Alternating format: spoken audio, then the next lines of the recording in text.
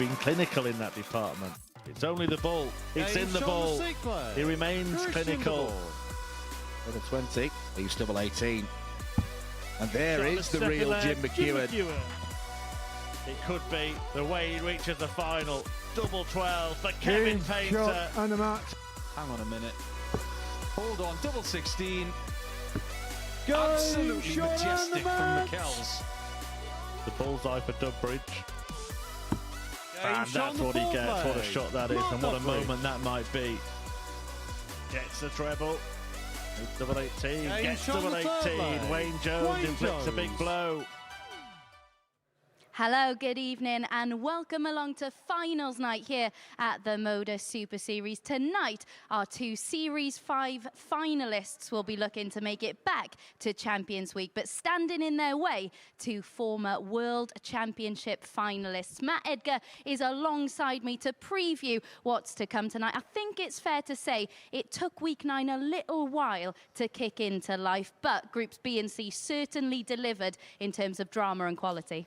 Absolutely. We only had 490 averages across the whole of Group A, but that really rose across Group B and C. And what drama we had at the end of the day yesterday to get that Group B campaign done, because it really did come down to even Scott Walters, who was looked at one point of having no chance, nearly played himself into contention. It was a great night of drama, and I think we're going to get the same tonight. Yeah, Christian de Boer was the first player to book his spot at finals night. There you can see he came through Group A, which never really got going, truth be told. Then on Thursday and Friday afternoon, Kevin Painter and Mark Dudbridge, without very much drama at all, made it through that Group C campaign. Kevin Painter actually getting a really sublime victory over Flash to book his spot at finals night. And then Group B, which really did deliver so much drama. Moreno Michels, the runner-up of Series 5, atop that group. In second place, it was the champion of Series 5 who booked his spot. Just a word on Jim McEwen before we reflect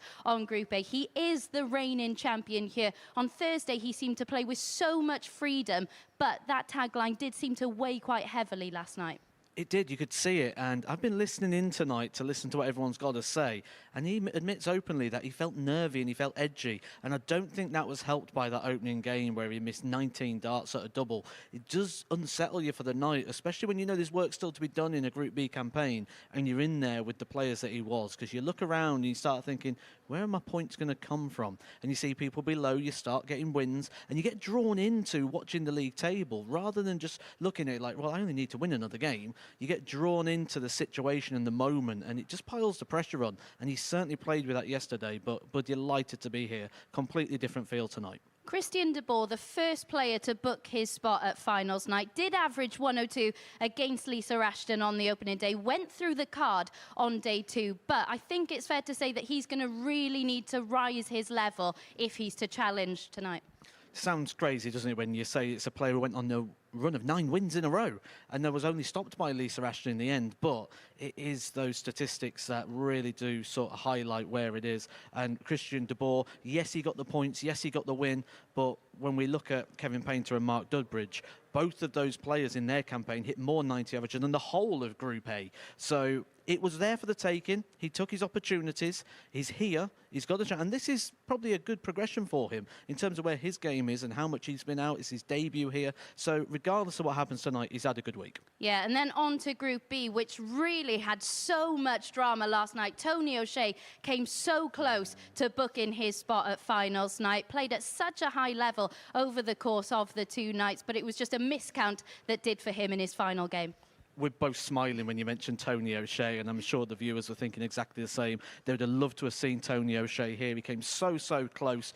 We don't know whether he thought it was a single 10, whether he thought it was on 81. It was a big mistake at the back end of the game there to just cost him an opportunity. He could have come back to the board with 3 darts in hand, and then we could have seen him here. But again, for Tony O'Shea, he came here not knowing where his game was. He came here very uncertain of himself. He's got a lot of darts to come ahead. He's going to be playing in some of the seniors events on the TV very soon. So I think he'll be very encouraged with what he's done here. He's made changes to the throw to try and evolve with age. He's tried to slow it down a little bit, become more deliberate, and it was working. So I expect to see that employed for the rest of the year, and good signs for Tony O'Shea. Absolutely. As you could see there, it was Moreno Michels who topped the Group B table. He said himself that he was consistently inconsistent over the course of his 2 group campaigns. One thing he was consistent with, though, was the ton plus finishes, 14 over the course of Group A and B.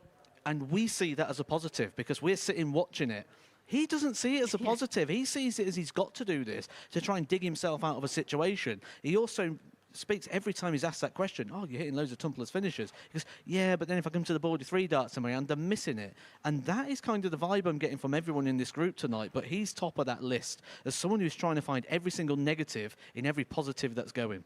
Jim McEwen narrowly missed out on securing his tour card at Q School last week. Played really well, brought that form with him on Thursday night, but last night had so much trouble on the outer ring, didn't he? Especially to close out matches. I think he's probably in a good situation at the moment because if we look at Jim McEwen, he's not been a tour card holder before, so that would have been taking a step forward to something he's never had. Now, if he'd have had a card before and missed out on giving it back, I think it may have weighed heavy.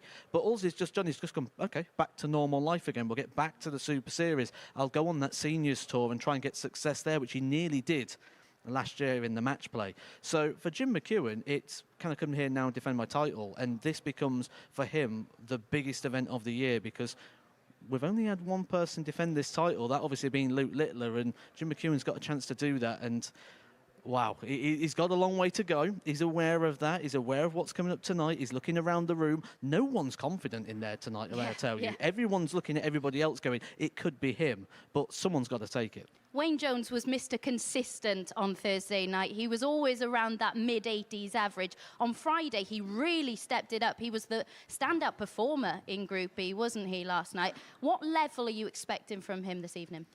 The same level we always get from Wayne Jones. Mr. Consistency to Mr. Brilliance, and then back to Mr. Consistency again. He's not going to go below an 85 for the night. And basically, when you play Wayne Jones, you've got to beat him. He's not going to give you anything. You're not going to get a lucky leg or a lucky win against him. You actually have to beat Wayne Jones. He'll always be around that 6th visit to a board bracket, which, when we look around the room, that might be enough tonight. And we've seen him be able to raise it. He's one of 3 players who's hit 100-plus average so far this week. He can hit those levels. He's highlighting, though, the doubles could potentially be the issue for him. And like I say, that's the problem with everyone. Everyone's finding an issue with their game tonight. They're all talking it down. Yeah, there were a lot of ifs, buts and maybes, weren't there, in Group B. But in Group C, things were decided pretty early on. Kevin Painter and Mark Dudbridge really were the standout performers throughout. Unrivaled. Absolutely.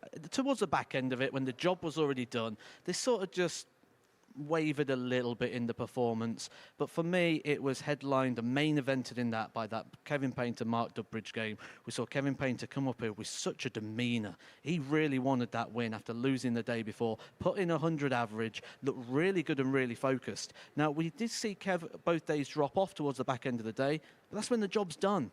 Today, the importance of every game gets more, and we know that Kev likes to rise to the occasion, and I expect that, again, he will get better and better as this night goes. I expect to see a really focused Kevin Painter tonight. Yeah, his finishing in that match against Mark Dudbridge was really impressive, wasn't it? 4 out of 6 on the outer ring in that one. Do you think he'll want a rematch with Dudbridge again this evening at some point? Because it was one that really got the best out of him. It does, and we saw it at the Circus Tavern as well when the two played each other in the Seniors World Championships as well. A really good battle, and it's been 2 days here we've had that battle as well. We look through the history books for 2006 World Championship. They played each other there at the Circus Tavern. Same sort of thing again. So they are 2 players probably pace-wise that suit each other, but obviously with that history as well. As soon as you're stood behind that player, you forget about the age, you forget about all the things that have gone on, and you just go back to that place. You're looking at that shirt, you're getting those memories back, and they're 2 people that are really bringing the best out of each other. Yeah, let's have a look then at the groups for this evening's action. 3 players in each. You can see it's Jim McEwen, Mark Dudbridge. They are going to have that meeting in Group 1. Christian de Boer in there as well. Group 2, Kevin Painter, Moreno Michels and Wayne Jones. Group 1, do you see anything other than McEwen and Dudbridge advancing? It's that first game for Christian de Boer. He has to come out and hit the ground running. I do feel if he comes out a little bit slow, starts getting a little bit, he's going to be chasing tonight. And it's, for me, the first part of that first match for Christian de Boer. If that doesn't go right, I can't see him going through.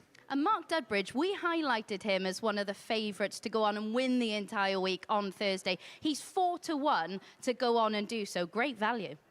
Well, he was 18-1 when we first mentioned it, wasn't he? So there's a cash-out option there if you're following Edgar's tips this week. But Jim McEwen, that's the interesting one for me because he started off as big favourite, 100-30. He's barely moved, despite the fact he's now navigated his way through that group, which tells me that the bookies just aren't as confident as Jim McEwen as they was at the start of the week. And on to the bet builder. No shock at all to see that one of the selections, the second one there, Painter against Michaels, highest checkout over 94.5.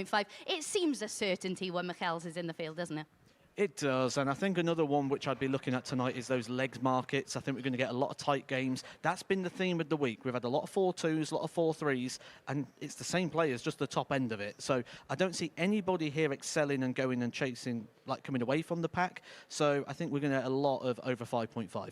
Just finally then, before we have a little look at the fixtures, who is your player to come through the field tonight? Oh, I was dreading you'd ask me that. I mean, I said Dudbridge at the start. Kevin Painter's convinced me that he could be the way forward. I think it's one of those two. Right, before we get into the action, let's look through tonight's fixtures. First off, Christian de Boer against Mark Dudbridge. That's a really difficult one, isn't it? Christian de Boer, he's had 2 days off. You're back in action against Mark Dudbridge. And he struggled. Yeah. He struggled to find time to spend, Christian de Boer. And he's coming up now against a player who's been playing for the last couple of days. So we've seen it so many times where a player has a Group A and sort of spends a bit of time off the board, comes in, gets caught out a little bit cold. So, like I say, those first 2 legs, crucial for de Boer. If he goes 2-0 down, I think he's going to be in for a very short night. Yeah, Marino Michaels has struggled as well at the start of evenings, hasn't he? He's really going to need to get going from the outset against Wayne Jones, who doesn't really seem to put a foot wrong. Moreno Michaels all week is in that 7-visit bracket, and he's got away with it. He's now in with players that are all in that 6. He's got to find 3 darts. He's got to take a visit out of his game, and he knows that as well, and that's the worst thing. It's all right coming up here and ignorance is bliss and just going, this is great, I'm in the final, but he's aware that he's got to raise it, so he's going to put pressure on himself from the offset, and that could be where he gets caught out. Right then, before we get into the action, let's hear from the 2 players involved in our opening match tonight, Christian de Boer and first Mark Dudbridge. Mark, made it through to finals night. Just give us your reflections, first of all, on your campaign in Group C this week. I think I've done a job, basically. I aimed to start well on the first day, which I managed to win all of my games. Like I said in previous interviews, want champagne darts, but, you know, I'd done what I had to do and got over the line. Some consistent stuff, particularly your finishing was impressive. You must have been pleased with that aspect. Yeah, I think my finishing was pretty good, and there was a couple of moments where I was down in games and I responded well. So there's quite a lot to take out of it. It was a group that was dominated really by 2 players, yourself and Kevin Painter. Did you sort of feel that you were through quite early in that group? Yeah, I thought once once we sort of saw the standard and me and Kevin were playing reasonably well, I thought it was ours to lose, really. So that's a pressure in itself. Getting back to a finals night tonight, what would it mean to you to lift a trophy at the end of the evening? Well, it's been a long time since I lifted a trophy. I don't know if I'm strong enough, but it would be a fantastic achievement if I could, you know. But my aim is to go out there, compete, play well, and see where it takes me. And there are quite a few, I hate reminding people that they're part of the seniors tour, but there are quite a few senior stars in tonight. So in an era when we've seen a 16-year-old kid ripping it up in the darts world, you're just showing that the over 50s have still got what it takes. Yeah, well, I think we've still got something to offer. Obviously, the seniors tour, which I think, what's there, 4 of us tonight this out of the tour. And the standard on the tour is pretty good. You know, I rocked up to the first one thinking I was going to storm it and got beat first round. So that was my first seniors. So, it's really, really good. Are you thinking you're going to storm it tonight? It'd be nice, wouldn't it, eh? Good luck. Thank you. Christian, welcome to finals night. A really good debut week for you. Just sum up how you found it in Group A. Yeah, I really enjoyed it. Of course, if you win a group, you have to enjoy it. If you winning is enjoying. But a couple of days off, been to the town and ready for tonight. Yeah, we'll see what happens. Taking all the sights of Portsmouth. There'll be a few fans in tonight as well, so a different feeling playing in front of an audience tonight. Yeah, I've been playing for a couple of times, so I know a little bit of it, but it's new for me. It's all new for me, to be fair. what's the feeling been like for the last 2 days, just waiting for this night?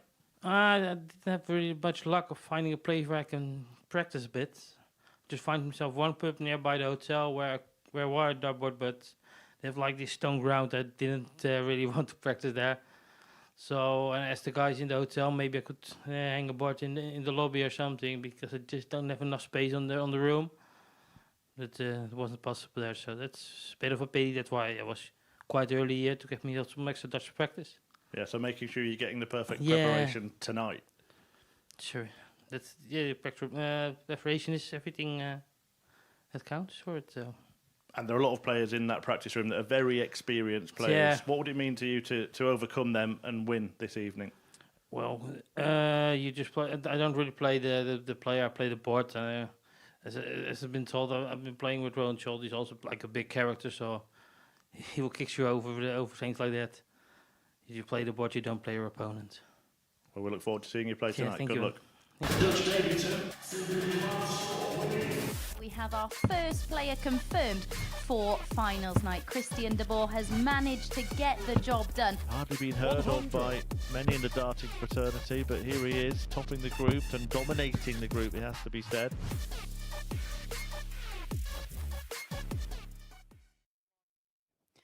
Right then, our Group A winner Christian de Boer and Group C runner-up Mark Dudbridge get finals night up and running here at the Super Series. Flash the more consistent of the two in Week 9 so far, but both players have enjoyed perfect days here this week. KDB going through the card on Tuesday, Flash doing the same on Thursday. The former World Championship finalist will want to right the wrongs of his last visit here, where he was one leg away from reaching the semi-finals, but surrendered a 3-0 lead to Matt Clark and went out in the group stage. To see whether he can get off to the perfect start tonight, let's hand over for the first time to our commentary team of Matt Edgar and good evening, Chris Murphy. Good evening, Abby. Good evening, everybody. Yes, welcome along to another Saturday at the Super Series when a new winner will be crowned. Could it be one of this pair, Christian de Boer, who came through that excellent Group A campaign? Real surprise package, wasn't he, when he won all of his games on Tuesday, part of a 9-match winning streak in that group. And speaking of dominance, well, Mark Dudbridge was pretty flawless Christian to throw first in his campaign as well. Kevin Painter and Dudbridge just really held court in Group C. Ended up finishing second after defeat to Kevin Painter and a further defeat, Dudbridge, yesterday. 122. He's looking to do something he hasn't done for a long time, in his own words, Matthew Edgar. That's lift a trophy, and wherever it is, whatever it is, that's always a good feeling, isn't it? I'll let you know when it happens. 180. But that's a start, isn't it? Maximum visit there for Dudbridge. It looks to continue that sort of dominant form that we saw over Thursday and Friday. Christian de Boer, your winner of Group A. 100. And what I found interesting was, we talk about the dominance of Dudbridge and Painter.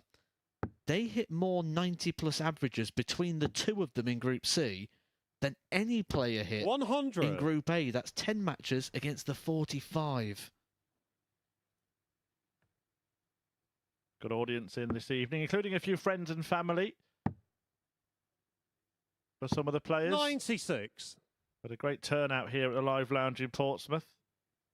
We'll give you all the details of how to get here throughout the course of the night if you fancy doing the same yourself in the coming weeks. 100. A different kind of atmosphere that you might have seen at Ali Pali over Christmas. It's an intimate experience, up close and personal 56. with Mark to require 121. the Arrows Aces, but still some top quality tungsten being tossed, and much of it by Mark Dudbridge this week. It's like the seniors warm-up week this week here 42. at the Super Series. Christian And that'll require be one of those things in the 127. practice room. They'll all look around and they'll be getting those old vibes, those competitive familiarities. And it's the bullseye. Christian de Boer. 102. Mark to require 79. De Boer, an ADC Europe qualifier, part of the relationship with the amateur dart circuit. Living out some kind of darting dream by playing here tonight. Mark Dudbridge still dreaming of more silverware in his career as he looks at tops. 39. Christian But he required fails to find it. 25.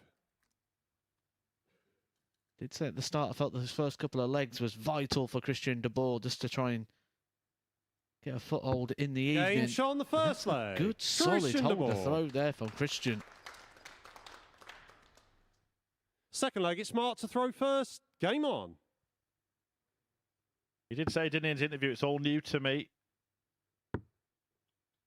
This kind of thing, but he's taken it in his 78. stride. And he's enjoyed it.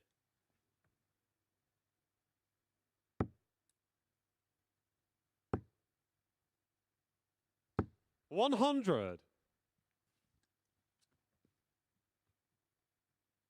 Didn't sound like he enjoyed the last couple of days, though, did it? It seems like he was struggling to find something to do, or certainly finding somewhere to have a practice. 140. Yeah, wasn't happy with his Portsmouth hotel room, was he? What did he expect? Herds of wildebeest sweeping across? 60. Well, he at least expected to be able to have a practice in the lounge. Yeah, I was a bit miffed when he said that. They wouldn't let him put a dartboard up in the hotel lobby. Yeah, of course they wouldn't, Christian. 125. Just check it in and get a dart in your ear.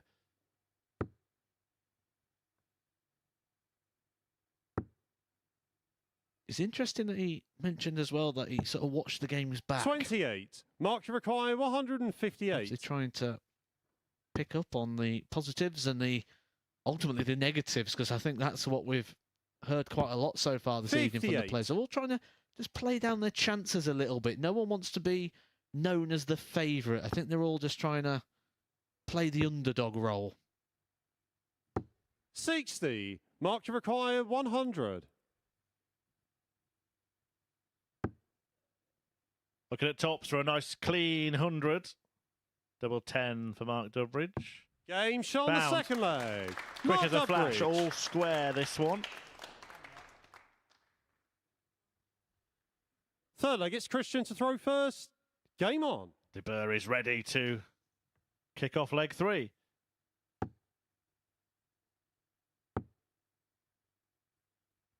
$140.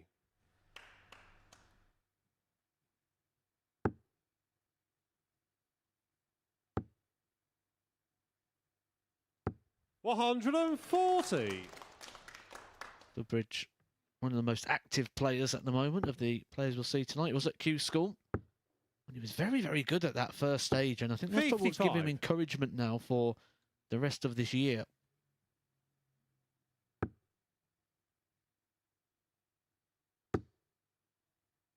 I dare say we're seeing this week some of the 140. best starts I've seen from Mark Durbridge for quite some time.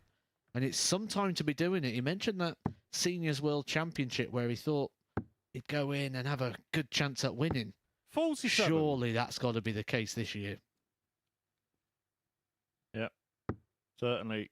And a Saturday night win at the Super Series might really boost his bid, boost his confidence at least. 91.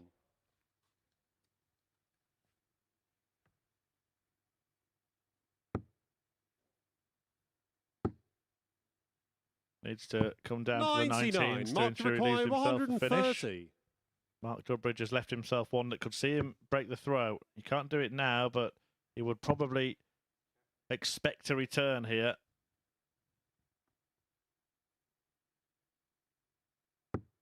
$82. He is Christian, you going to require need to break a throw at 160. some point. Short format game, he's not got too many opportunities to do so, but he's going to get one here. 100. Mark, you require 48. Single for double. He's chose the double 16. 2 darts Game if he shot on needs the them, and he third does leg. not. Mark Mark Durbridge Durbridge. gets the breaker throw he needs. That was his daughter Fourth cheering leg, on it's Dad. Mark to throw first. Game on.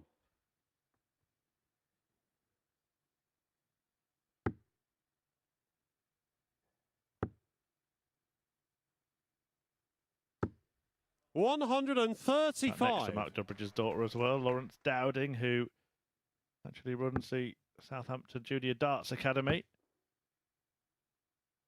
And does 60. support Mark Durbridge, who in turn supports everything that he does. One of the salt of the earth great people you need at the grassroots of the game to make 45. sure that we get the growth that we are seeing in the sport.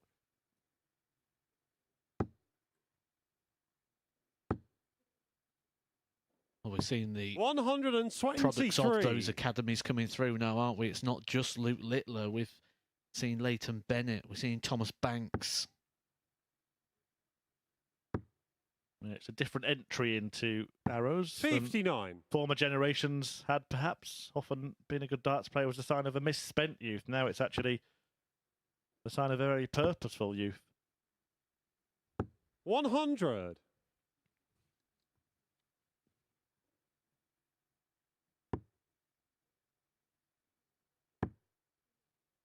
We did see this a little bit in the Group C campaign, though, from 76. Dudbridge, just where he takes advantage of the game, puts his nose in front. He doesn't quite push on. Maybe just trying to read the game a bit too much, putting a bit too much 100. emphasis on cashing in on that breaker throw.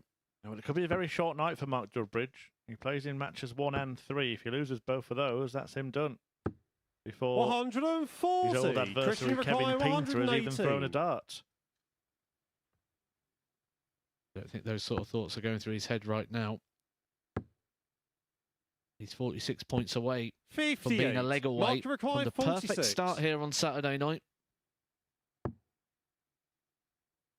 Double 18 for Dudbridge for 3-1. Game shot on the fourth Found. leg. Mark Dudbridge. Experience showing. Plenty to be happy about Fifth leg, it's Christian to throw at first. the moment. Game on. For the former world master and his fans.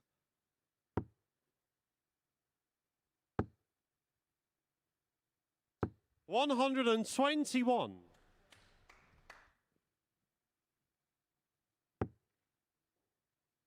Beautiful dart that for how Dudbridge would like it to have been in the board. 100. Disappointed with just a ton.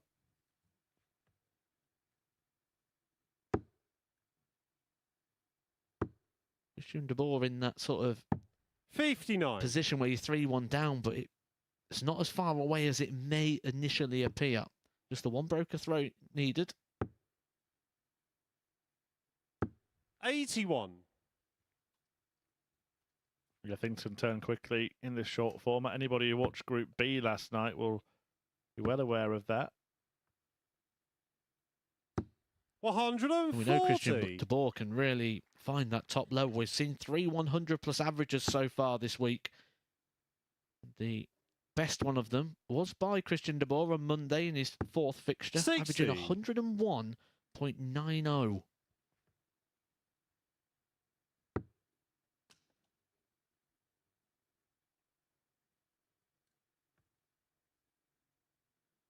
Went on a very big winning run in that Group A campaign, 64. spanning across 3 days, winning 9 fixtures in a row before being stopped 4-2 by Lisa Ashton.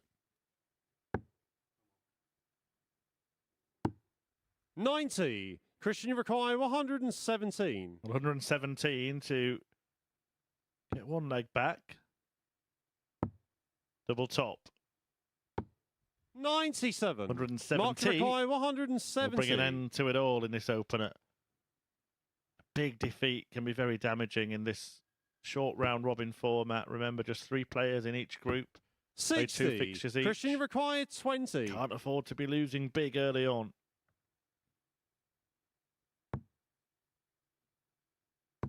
Game shot on the 5th leg. Christian So even if it de Boer. doesn't turn into a victory for Christian de Boer, that could prove to be a very 6th leg, important it's leg Mark to come the throw end of first. the night. Game on.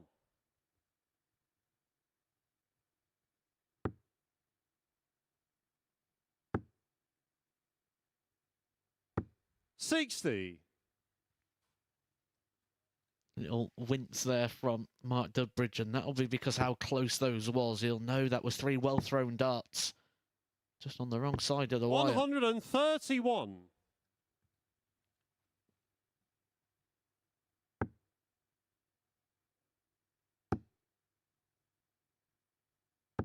$60. Oh, now it gets interesting here for Christian de Boer, who's already ahead on the scoreboard just after 3 darts thrown. He appears to be sensing the opportunity. 98. He's a player who's reached a rankings final in the past year, reaching the final over in Bruges event. 600 entries. I'm just having a little bit of trouble there. Retrieving a flight. Had to ask for a helping hand from the referee, Charlie Corstefine. Do get the aches and pains when you pass 50, I'm told. Well, from what I just saw there from Mark Dudbridge, I wouldn't want him on my cricket team. Might want him on your darts team, though, with the way he's peppering that treble 20. 139. This is a great recovery as well from Mark Dudbridge, who had 2 troubleless visits at the start of the leg and lost 100 points on the first 6 exchange. But this may have to go. 147. Mark, you require Beautiful 62. setup shot, utilising that treble 9 in the end to leave top. Now, Dudbridge could have gone bull with his last start and ensured 2 darts at a double here.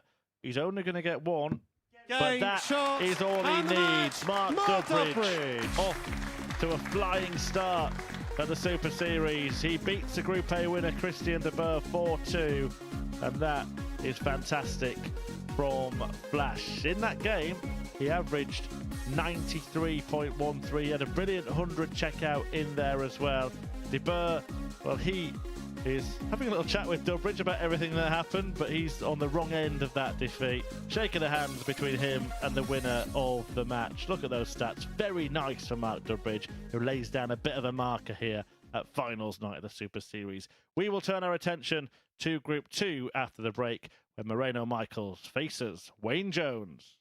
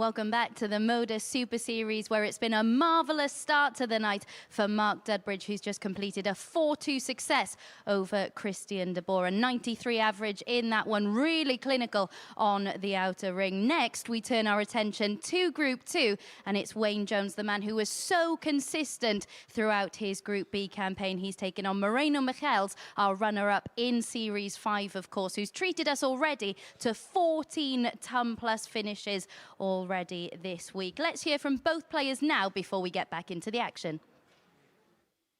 Wayne, back at finals night here at the Super Series, just tell us how you felt you've played the last couple of nights.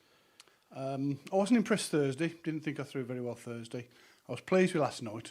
If I could have hit a few more doubles, it might have been a bit better last night. It went really down to the wire in the end. But yeah, I was pleased. If I play like I did last night, I've got a chance tonight. Yeah, there were some really good stuff, some big averages as well. Matthew Edgar in commentary saying that you are one of the most consistent players, so it's nice to bring that into finals night, isn't it? The only problem I've got is my finishing. I mean, last night somebody told me my finishing was like 14%, which is it's not going to win you many games. So if I can get the scoring and the finishing together, then yeah, I'm going to be there or thereabouts. But it's getting them both right at the same time. You have been here before, you've made it to the final before. Look, you've got a lot of experience in the game. How much can you draw on that on a night like tonight? Every day's different. It doesn't matter. It doesn't matter how many years I've played. I've been about 40 odd years I've been around now, but it still doesn't make any difference. I'll either play well or I won't. If I play well, I've got a good chance. If I don't, I won't win. There's a lot of other quite experienced players in the practice room as well. Is it a bit of a reunion? Yeah, feeling there's, in there? yeah, I think the average age in there is about 50 now, I think so, yeah. But no, it's nice to see them all again. You don't see them so much nowadays. So, yeah, hopefully I'll play well, but we'll see. And what would it mean to you to beat your old adversaries and lift that trophy at the end of the Yeah, evening? it'd be lovely. To be honest, I just want to play well. I mean, if I play well and don't win, I don't mind so much as long as I'm playing well. Eventually, when it comes to a point where you're not playing well, it's time to go, maybe you ought to not play. But so far, not too bad. Well, we'll look forward to it. All the best. Thank you very much. Cheers. Moreno, back here at finals night, and you've got a good habit of making it through, haven't you? You must be very pleased with how you've done here at the Super Series so far. Yeah, I'm very pleased to be in the finals. And the levels are not that good at the moment, but today's a new day. Do you think you performed better last time you were here? Yeah, I think I got the feeling that I played better last time than I played now. But one thing you have done this week, your finishing, particularly the 100-plus checkouts, have been absolutely superb. You've hit an enormous amount this week. That's been getting you wins, hasn't it, a lot of the time? Yeah, that wins me. But sometimes I miss then just 3 darts on the double, and that's the other opposite. Just tell us a little bit about the experience of last time you were here. Of course, it was Champions Week, came very close to winning the whole Super Series. Did you have any disappointment about that, or were you just proud to make it through to the final? I'm really proud to make it to the finals. Yeah, last time was just for me a new experience, and yeah, I know now what happened all the time. So yeah, maybe is that the thing? You've never not made it to the final before. You won your week the first time, then made it to the final on Champions Week. So do you come into tonight with a lot of confidence, having always got to the main match? Yeah, I got confidence is there, but yeah, then you had to see it on stage as well. Well, let's hope we do see it tonight. Good luck. I hope. Thank you very much.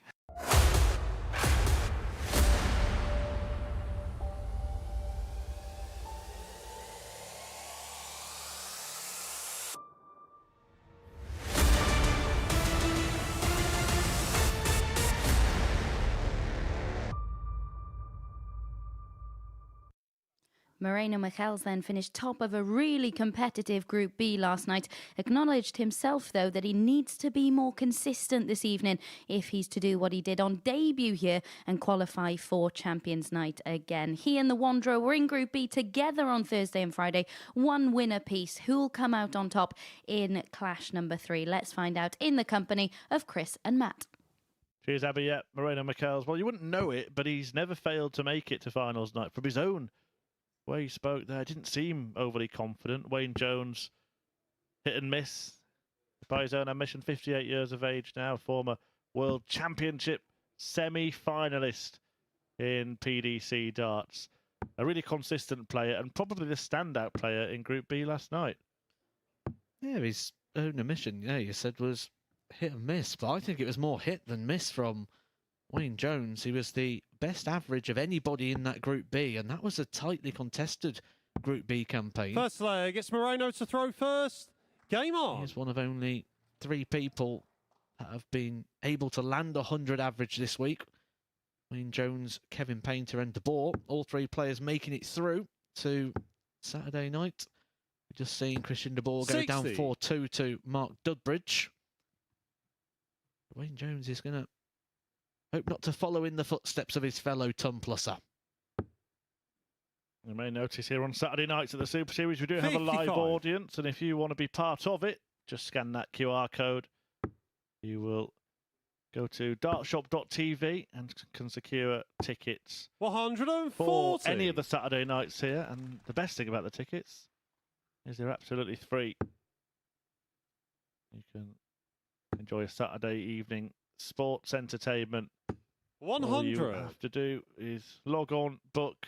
There is a very small booking fee, but it's a great night and a unique experience. 137. Well, he's looking more fluent already, isn't he, Moreno Michaels, from what we've seen? And it sounds crazy that we're talking about a player who's going in with the lowest stats, who actually came through as the Group B 125. Moreno, you require 164. By his own admission, he's been a little bit erratic at times, but one thing he's been very good at is the big Ton Plus finishers. 139. Yeah, he added another one.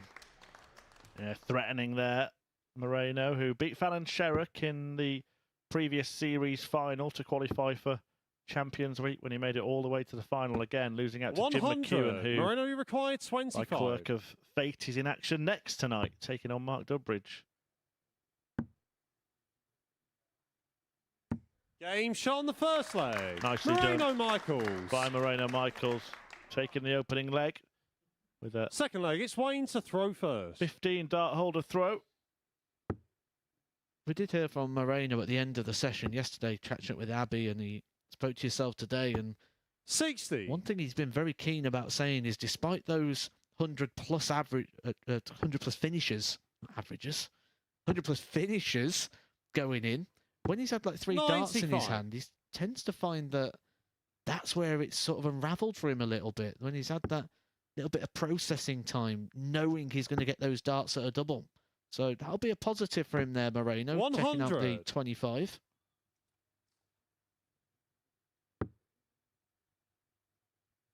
You identify a problem, and then the night you want it 56. the most, you squash those doubts nice and early.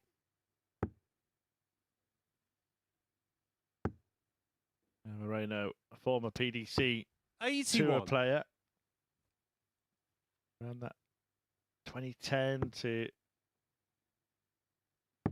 2015, that half a decade, he played lots 58. of PDC darts. Made it to the World Championship as well in 2014. Lost out to John Part. Also played twice at the Lakeside. Defeats there in the first round to John Henderson and Paul Hogan. 100. Who has had a great weekend, winning a World Seniors Tour title and equaling the record for that highest average in a World Seniors event. Around 60. The 109 Wayne, mark, you Paul require Hogan. 160. He was here a couple of weeks ago as well, wasn't he? And he was very good. He's certainly a man coming into form at the right time of year with the big events coming up. 60.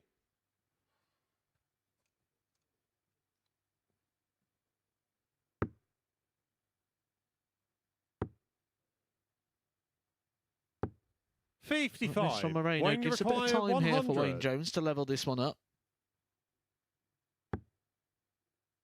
He'll want to get it done on this visit. But purely just a setup 60. shot now. Knowing he's going to come back with 3 darts in his hand.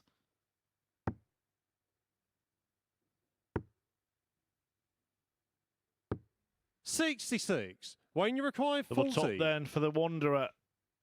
Experienced arrows ace that is Wayne Game Jones. shot on the and he second leg. locates Wayne that Jones. target like he's been doing it all his life. Third leg, it's Moreno to throw first. Game on.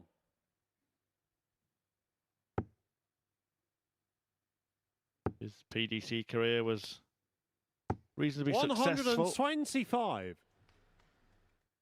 but was always very much a bit of a Neely man, wasn't he? Not just the major events. He reached the quarterfinals in every big TV tournament. Went on to reach the semis in a couple and runner-up at the European Championship in 2010, but he never actually picked up a PDC ranking title.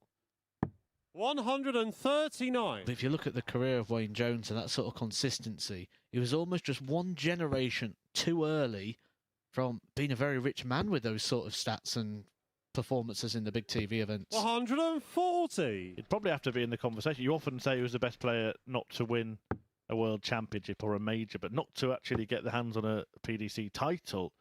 Wayne Jones would have to be up there in that conversation, only because of how deep he went in tournaments and how often.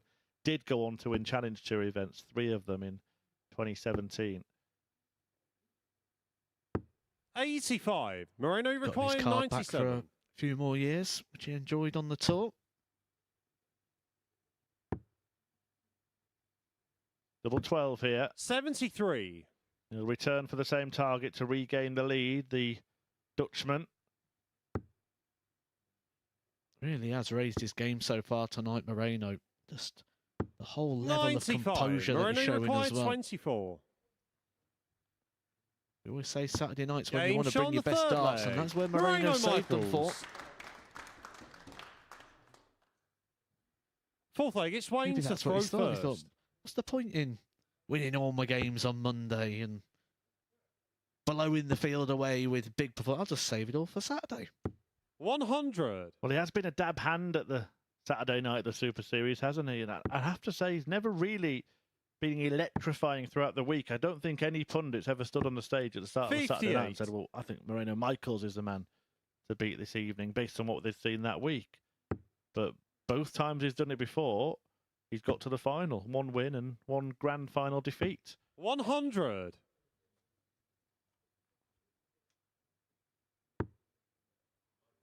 And when that happens and you come here and you're always getting through to the finals like he has 100. you may just get that little bit of complacency just kicking as well, where you come here a little bit expectant.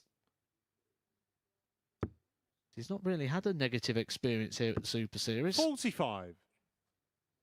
This one won't be negative one either. Already in the finals here on Saturday night.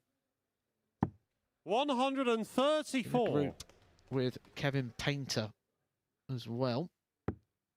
He'll probably quietly fancy his chances here. There would have been 2 players that would have been in the top end of that Pro 100. Tour around that time that Moreno was on the tour. So he'll certainly have that focus and respect and understanding of what he's up against. 99. Wayne, you require 156. We've been treated some monstrous finishes this week. You're not going to add the 156 to it again. We have seen it already.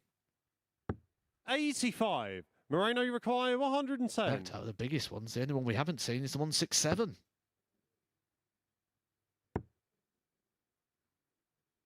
Well, this could be a moment 92. for Moreno. Wayne, you require 18 to 71. break, just missed for the 3-figure combo. 14 of them he's already hit this week. Couldn't take that one out. Wayne Jones looking at tops again. 31. This time misfiring high Moreno, and you wide. require 18.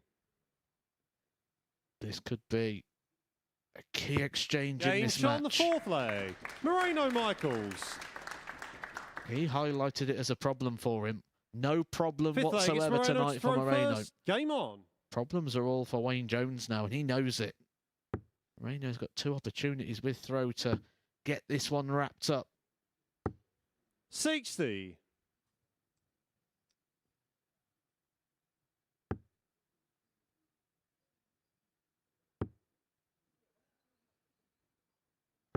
$140.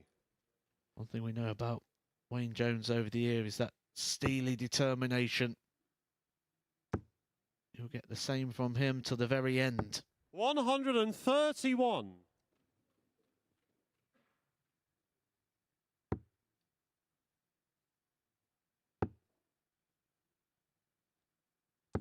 $81.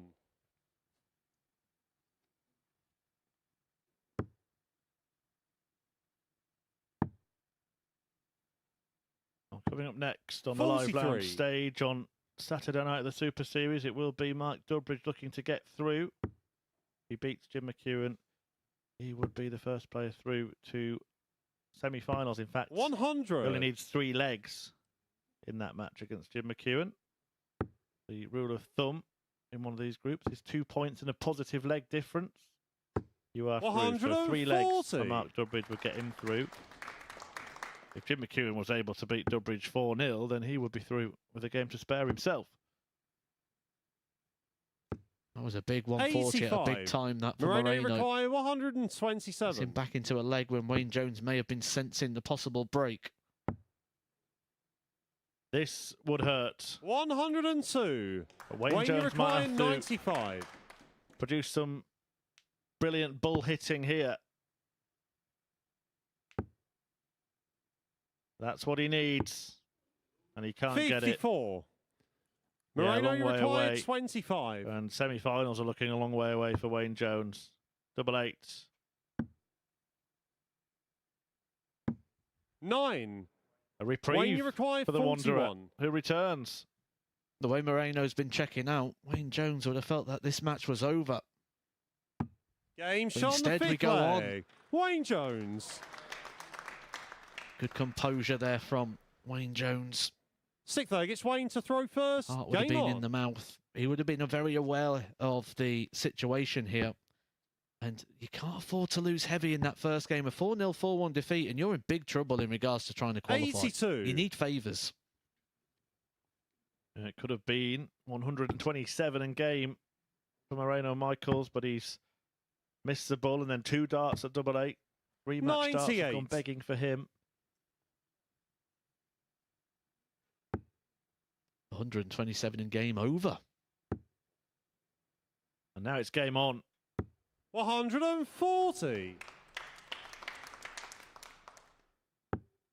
Just make you think, will the panic start to set in for Moreno? He's someone who 140. hasn't been playing darts at this sort of level as consistently as Wayne Jones has. We know Moreno's had that sort of break away from the game. He didn't travel during the COVID days. 140. Had to wait for all the restrictions to be lifted before even attempting to come out and take to darts once again. Obviously got other commitments now that he didn't have all those 93. years ago. Got the 3 children at home. 139. Sure, the family will be tuning in, hoping that Moreno can come back with the 5 grand. 190. Super attempt from Wayne Moreno Jones. require 170. He does allow Moreno Michaels an opportunity to finish it here. He won't do that on the big finish, the big fish. And Jones can get 76. Level. Wayne, you require 20. 2 10s to take us to a Jones on the decider. 6th leg. Squeezes that in the Wayne corner, Jones. and the reaction of Wayne Jones. He's up for this fight. 7th and final leg. It's Moreno Feel to this throw first. 3 Game exchange. It's going to be vital into the direction of this match. Perfect first start there for Moreno. Confidence building. When you get that dart on. in. 100. First dart, you're just not chasing the shot.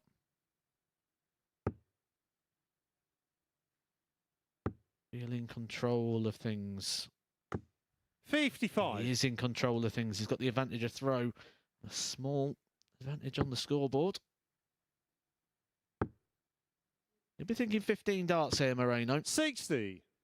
I know that it's very unlikely from now that Wayne's going to be able to go out in 12.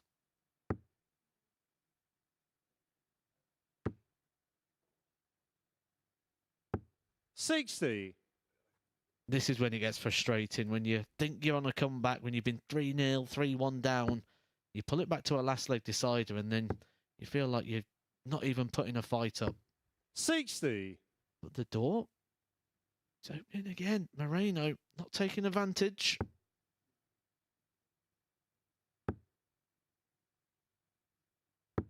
$45. That's 9 darts now. Wayne Jones has been unable to land the big treble.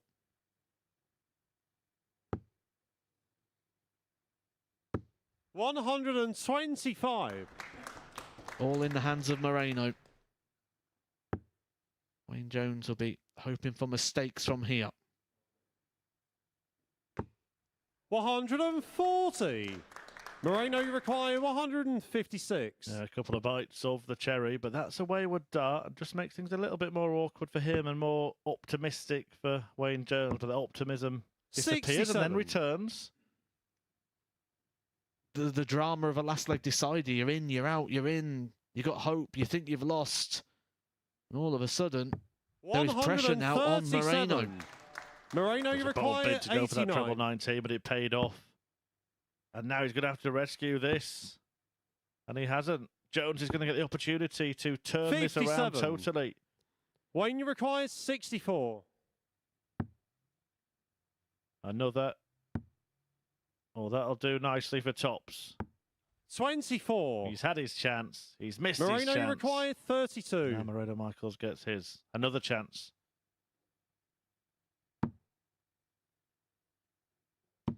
Game, shot, and the match. This time, Moreno Michaels. the Dutchman gets it done. Wayne Jones left to rue that missed start at tops. An opportunity disappears for the Wanderer, but it is the finals night specialist, Moreno Michaels, who gets the win. Hard work that, wasn't it? Yeah, tough. It's tough at the Super Series on a Saturday. He takes the congratulations of the audience here in the arena, but it is a defeat for Wayne Jones and a victory for Moreno Michaels in the first match of Group 2. A slender one at that. Coming next, we return to Group 1, where Mark Dudbridge, well, he can go through if he can get the better of the reigning Super Series champion, Jim McEwen, coming next.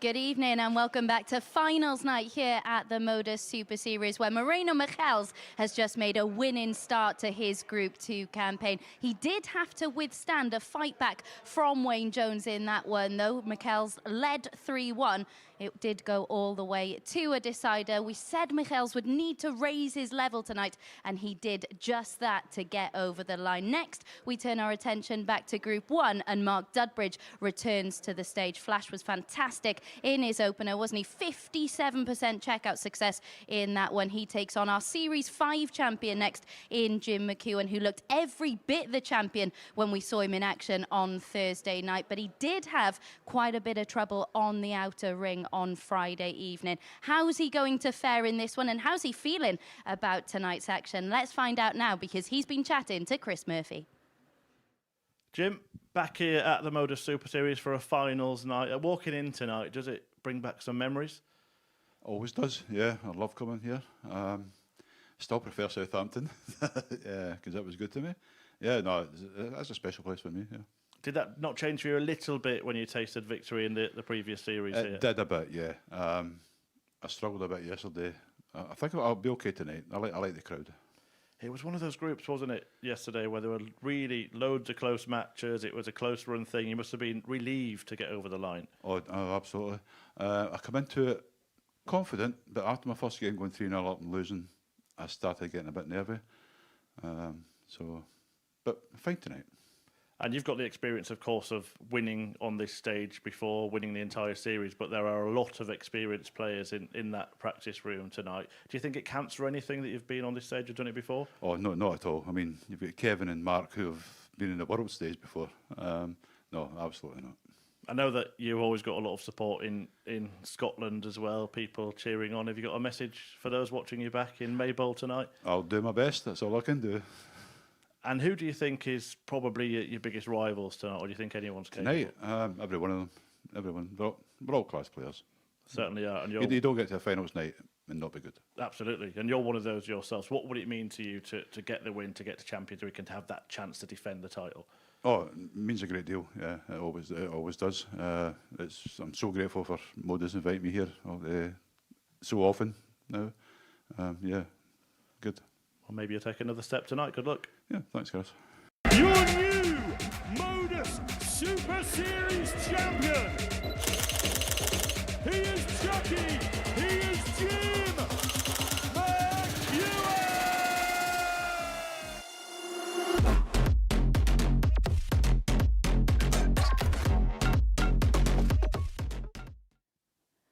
Well, as Matt Edgar said a little while ago, nobody's giving much away tonight, are they? Nobody's saying that they're confident of winning, but you do feel Dudbridge will certainly feel a lot more confident about his chances after his opening performance this evening. He needs just 3 legs here to seal his passage through to the semi-final. A 4-0 win for McEwen will send him through with a match to spare. So to see who picks up the points in this one, let's get back to the chaps in comms. Thank you, Abby. Yeah, I still echo those sentiments that no one's really saying they're coming out swinging tonight. No one really looking to take this by the scruff of the neck. But we know that's something Jim McEwen has done. We saw there the Series 5 champion, the man who went all the way to the £20,000 check. But to get there, he first needs to go through his week. And this is his second attempt at winning a week here at the Super Series. He did come down here in a previous... First leg, it's Smart to throw first. Game on. Took part in the full week. He struggled in Group A, he struggled in Group C, but it was Group B that's got him through in the end to a Saturday night. He's up against Mark Dudbridge, who's already got a victory on the board. He's already 78. got that experience and that winning feeling on the stage. And will that come into play with a game here against McEwen, who openly admits that yesterday got a bit nervy? Yeah, yesterday, all his doubles seemed so far away. Well, they'll be here to stay this evening. Mark Dudbridge will be a mean opponent for McEwen to try and master. 85. And just to reiterate what Abby told you on the opening to this match, Dudbridge needs just 3 legs. Doesn't even have to win this game because he got a decent 48. result against De Boer in the first match, 4-2. So as long as he loses by a smaller margin than the one he won by, that will be enough to put him through after 2 games. That's for Jim McEwen. He can get it done here. but only if he wins 4-0. Of course, he'll have that second chance. If it doesn't go his way, when he takes on Christian de Boer in match 5 tonight. 140. You do feel a bit edgy. You just want to start well. The opening leg, the opening 2 legs can be so vital. 180.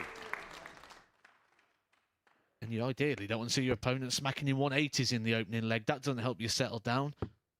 He's looking good, isn't he? And I don't think it's a coincidence that all these seniors players have accepted 99. invitations Mark to play in this around 77. this time of year, because they want to go up there and show all the potential rivals, look what I'm doing, look how I'm playing.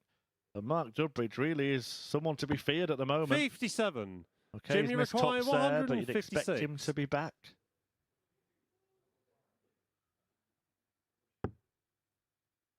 He will be back.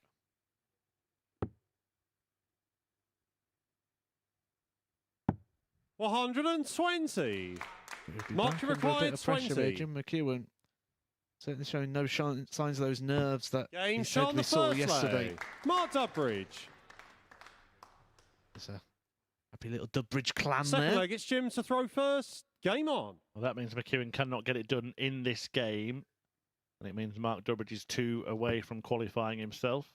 Next game, Wayne Jones against Kevin Painter. Now, we spoke about the importance of not losing by big margins. 60. And it means that Wayne Jones only has to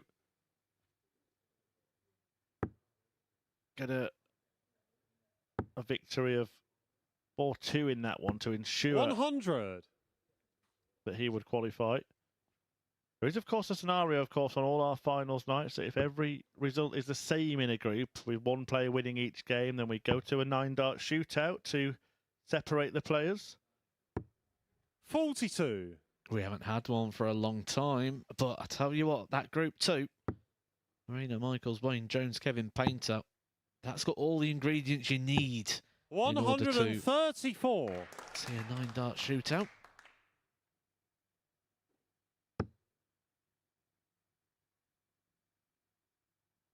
Dudbridge showing us all the ingredients you need to win a week here. He's been fantastic 60. so far tonight. A 4-2 victory over Christian de Boer in his opening match. He's continuing that here.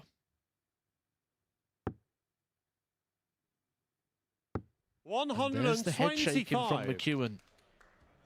The negativity does creep into McEwen's game at times, and not been one of these that when you start shaking his head, you tend to find that it starts to snap out of it quickly. 140. Mark require 142.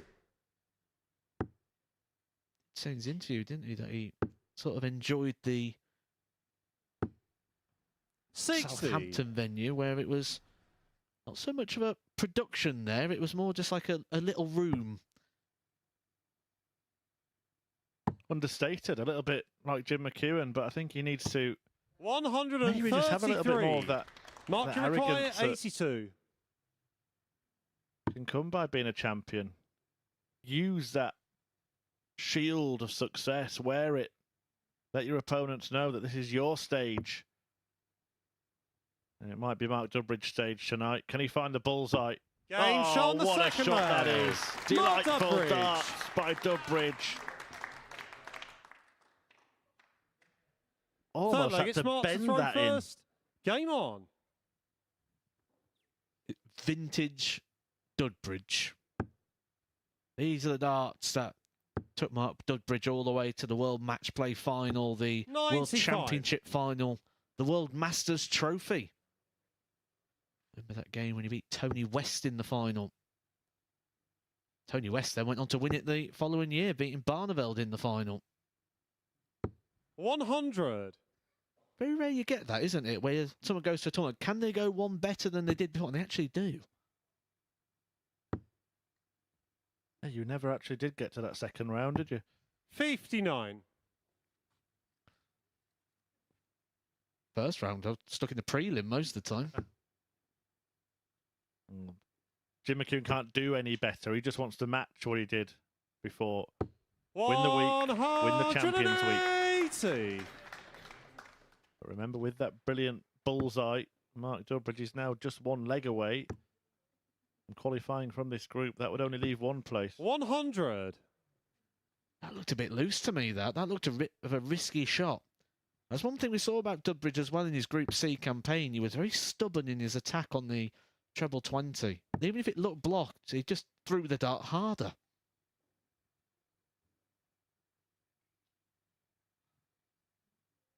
Teens, all the bullseye he could use. 56. Well, he's not got it right. He's got it wrong.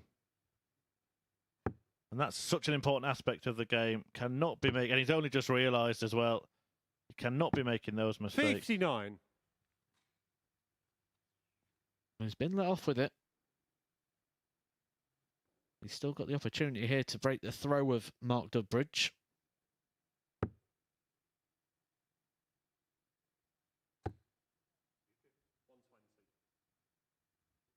You miscount and don't leave a finish. You always hit two trebles with your next visit. But as you said, it doesn't really matter. He's still on tops after 12 and Dubbridge isn't on a finish. 66. Jim, you require 40.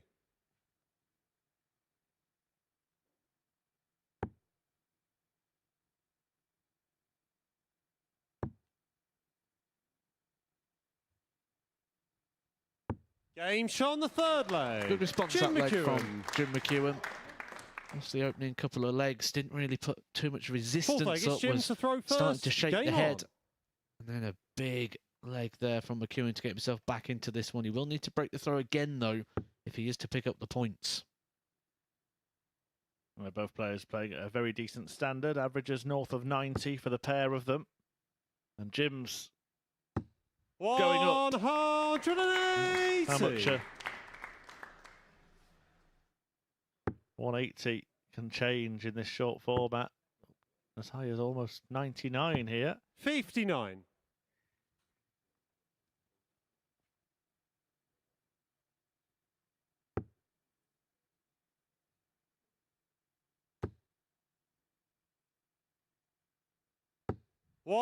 Absolutely incredible stuff. Jim McEwen is on a 9-dart finish. 42. 141 points to go. 41. To add himself to the roll of honour of 9-dart finishers here at the Super Series.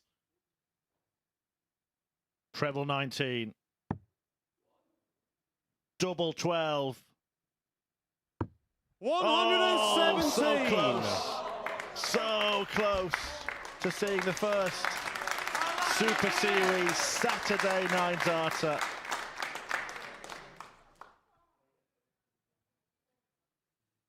Almost magical from McEwen. It was interesting watching the Mark 75. Dubbridge table, who was almost disappointed 24. not to see it go in, despite the fact it had been against Dubbridge, who is a long way back in this leg, and the likelihood is it's just a matter of time before we've got a level match. Game shot on the fourth leg. We have that now. Jim McEwen. 2-2. What an attempt from Chucky, the Super Series champion. Just when we were Fifth leg, talking it's about Mark maybe to throw wearing first. that, Game on. showing that it's his stage. He almost commanded it with a moment of perfection. 140. Just the ironic story following itself, isn't it? Luke Littler, 16-year-old back-to-back champion, handed the trophy over to Jim McEwen. Became the youngest player to hit a televised 9-darter yesterday. And then McEwen, would he have been the oldest player here at the Super Series to get one? In this phase of the 45. tournament, I believe so. Martin Adams struck in Southampton.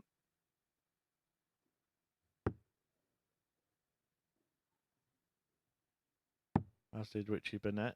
Adams hitting 9-darters in his 60s. That's just incredible. 134. There's no reason why there can't be as strange as it sounds, an older Luke Littler, that a player that's unknown and is later in life 140. suddenly gets the darts bug and finds they've got an incredible talent. I think that could be the next big story.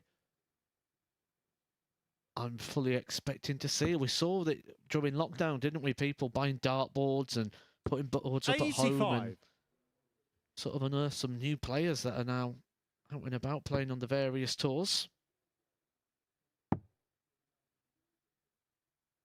134. Some of them players yet to go out to the various tours, but I wish they would, because some of them averaging 108, 110. Well, all amongst the hullabaloo, Mark Durbridge has carved out a chance now to qualify. 139. Was almost perfect. Mark, you required Durbridge 42. is almost through. And if he hits double 16, he will be. On the 5th leg. And Mark Durbridge is is the first player to make it through to the semi-finals on this Saturday night. 6th leg, Even it's if he Jim to throw loses this first. match, Game on. Flash will be on that stage in the semis and will remain in the hunt to pick up the top prize. I am 99% certain Mark Durbridge will not know that fact either. 140. The only thing he thinks about here is the results and the wins. He won't know that he only needed 3 legs. We could tell that from his group campaigns when he was like, oh, I just wanted to win that to make sure. 180. Oh, he's having fun. Maybe he does know. Is he going to do a 9 dart with a little twirl in between every visit?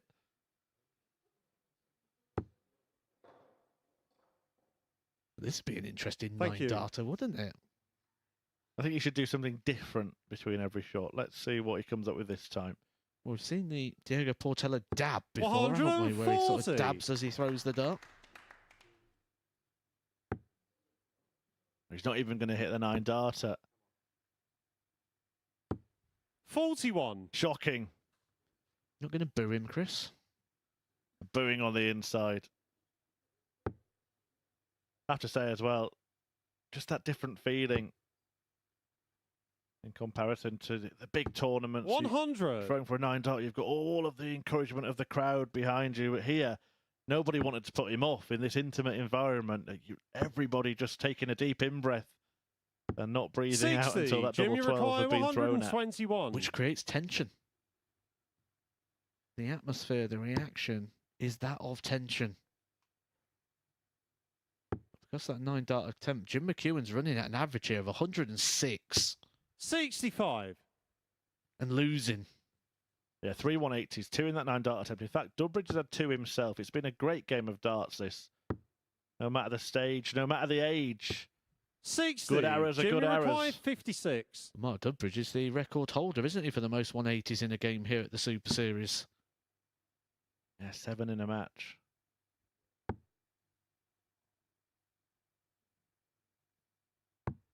$36. Will there be 7 Mark, legs you in this require match? 160.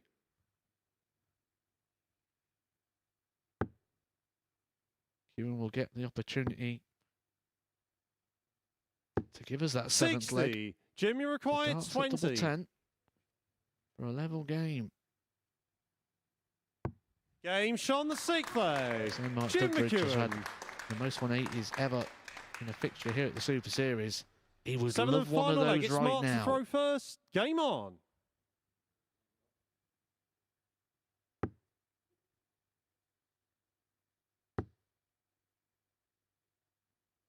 Just the 100. So composed, so in control of his emotions.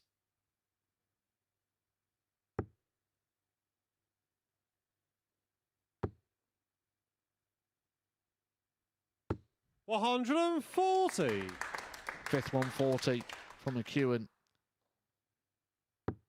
Power scoring in this game has been incredible.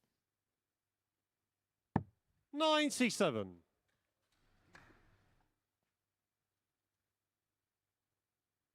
Yeah, it's been a power-packed scoring match. The doubling has been what's been so good for 44. Mark Durbridge this week. He's 3 out of 4 in this game in that department as well.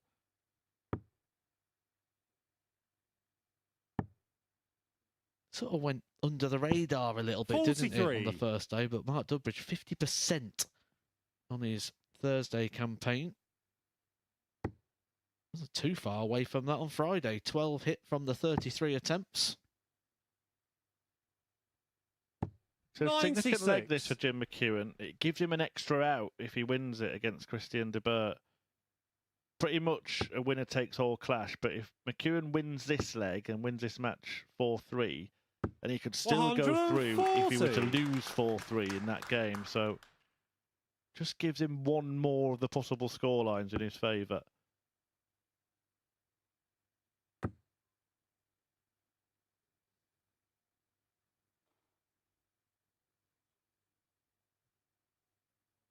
Got 19's all the ball as an option here. 139. I think it's the best Mark shot to in that require situation. 121. It may not matter. Well, he's been good at the bullseye. 96. He can't locate it this time. And maybe Flash will Jimmy be require defeated. 82. Jim McEwen looking to get a priceless win. It's a dart tops. Game shot. Jim and the McEwen, match. who narrowly Jim missed double 12 McEwen. for a 9-dart finish in that game, picks up the points after a premier performance, the performance of a champion. And the man who is the reigning champion defeats Mark Durbridge. Despite that defeat, Flash is through. He needed 3 legs, he got 3 legs, but he got beaten.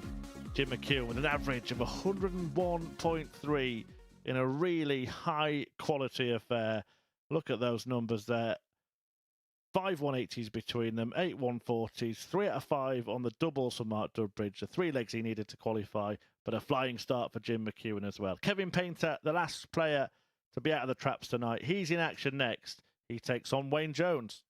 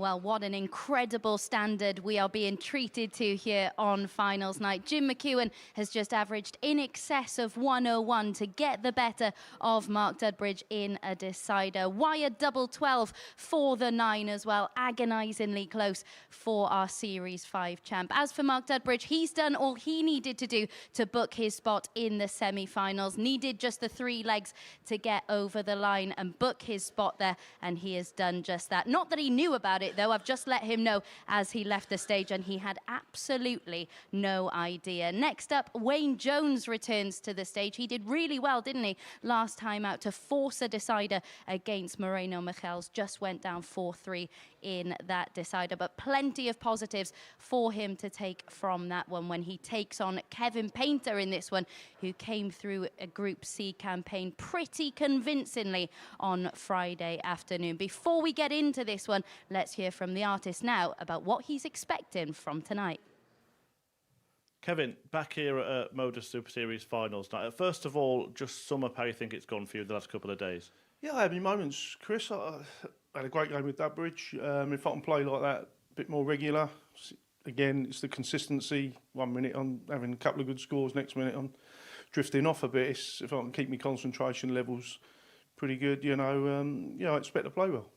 It's been myself and Matthew Egger in commentary this week. I know that Matthew practices with you a lot, and he's commented that you look really comfortable. One thing we've noticed as well, no changing the darts either. Do you feel pretty comfortable with that set at the moment? Yeah, I do. There's a long point in that darts. It's when the first dart goes in, it's good. Obviously, I'm getting a few flyers, and they drift off into the 5, and it's like, hang on, you've got to readjust quickly. But if my first dart goes well, that's what I'm basing, my throws on. So, yeah. It was pretty dominant between you and Mark Dudbridge. I think there was a sense maybe that you both knew you were going through pretty early yesterday. It's going to be a lot more intense tonight, isn't it, with the audience and the sort of almost knockout format of this? Yeah, I think yesterday Mark was pretty dominant over the 2 days. And yesterday, like you say, it looked like it was all about not making mistakes and trying to, get the group done and get through. But, yeah, obviously tonight is bang on knockout stuff, and just got to play well.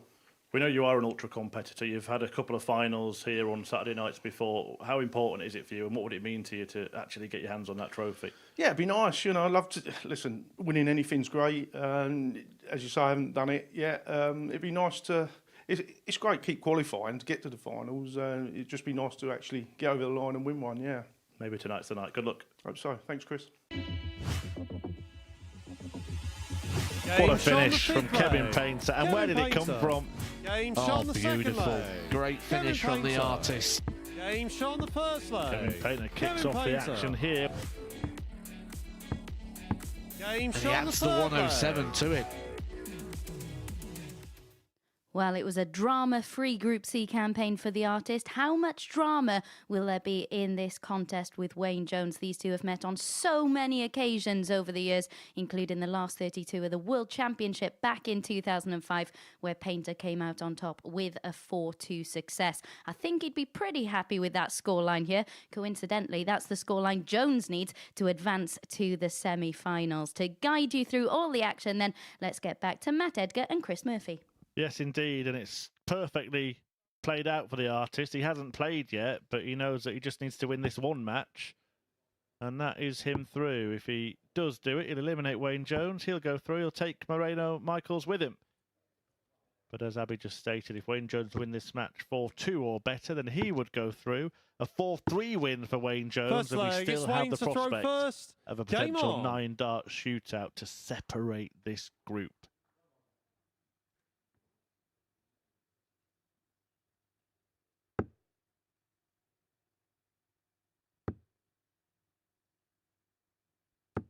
Kevin Painter was in the qualification place. He came out against Mark Dudbridge and hit one of the 300-plus averages we've seen so far this week. 100. He came out with a bit of a swagger about him that already you can see in his step so far.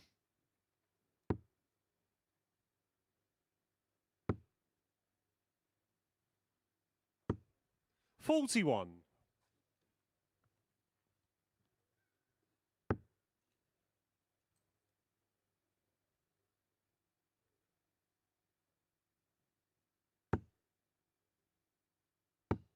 30. A little bit jittery from Kevin Painter to start this match. That makes you wonder if that's some of the battle wounds of yesteryear, because 100. in fact, Wayne Jones has a very healthy record when it comes to playing Kevin Painter. The two have played on 19 occasions, of which Wayne Jones has won 13 of those encounters. And head-to-head records do stick with players. And the artist, having tasted more success in terms of winning tournaments in the PDC, he would probably have 140. come away from a lot of those defeats thinking, I'm a better player than him. He certainly kept the intensity up in his game, 59. Kevin Painter. Still When you require very much 160. a professional in terms of where the income comes from. There's a lot on the exhibition circuit. Wayne Jones has gone back to the 9 to 5. Says darts is more of a hobby for him now. Just enjoys, in his words, being able to nick a few quid. 72. When you require Can he 35. nick the opening leg? 35 required to do so. And that leaves double 16. 3. We've seen Kevin, Kevin Painter settle an old 106. score at the Circus Tavern when he got the victory over Phil Taylor in the opening World Championship. Is he going to settle a bit of a score here against Wayne Jones? Now, we've seen him break down shots before, but it's normally when he gets to the double, he does it in 2 parts. He's doing this in 3 parts. Making sure, making certain. 90. Yeah, he was the original When you require 32. player to do that kind of thing. We do see some players do it these days, step back before going for the double, but as Matthew said, 3 parts to that shot. Wayne Jones doesn't readjust for a second dart in double 8, now has to look for double Game 4 shot and the finds first that leg. one Wayne to Jones. take the lead. Second leg, it's Kevin to throw first. Game on. The third player in this mini group, Moreno Michaels. He's already picked up a victory. That was 4-3 against Wayne Jones. Just to remind you, 100. if Wayne Jones does not win this fixture, he will be out. Kevin Painter and Moreno Michaels would be the beneficiaries. 40.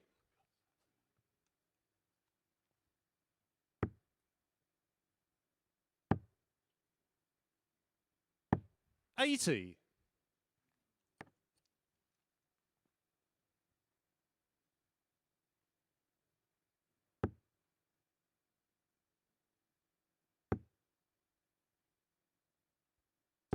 140.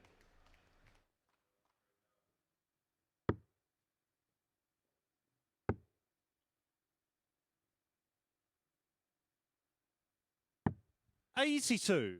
Painter's always been one of those to sort of quietly talk down his chances a little bit, hasn't he? But yet so brash, and when he's a player on the hockey, he's 100. spawning this new set of darts, either very similar or are a Johnny Clayton set of darts. 137. With a standard flight, which is unusual for Kevin Painter, but throws evolve, they change throughout time.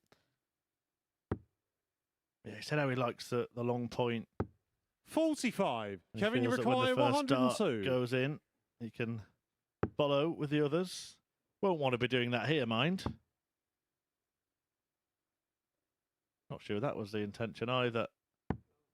84. That definitely wasn't. Left himself in a little bit of a sticky situation here, Kevin Painter.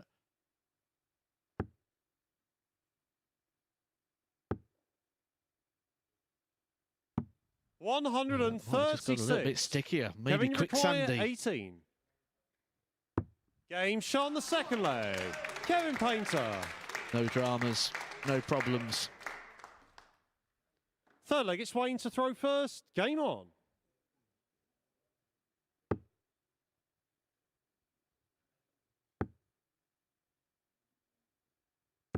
$100. Essentially, in this game, the pressure is all on Wayne Jones because Kevin Painter will have that second bite of the cherry, essentially, as long as he can keep the game tight. 100. And he takes on Moreno Michaels in the final fixture.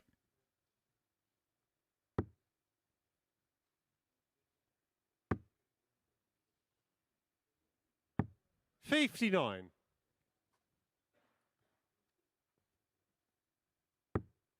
See him trying to get himself going, Kevin Painter, something you'll see quite often. 119. Good correction. The cover shooting there from the artist.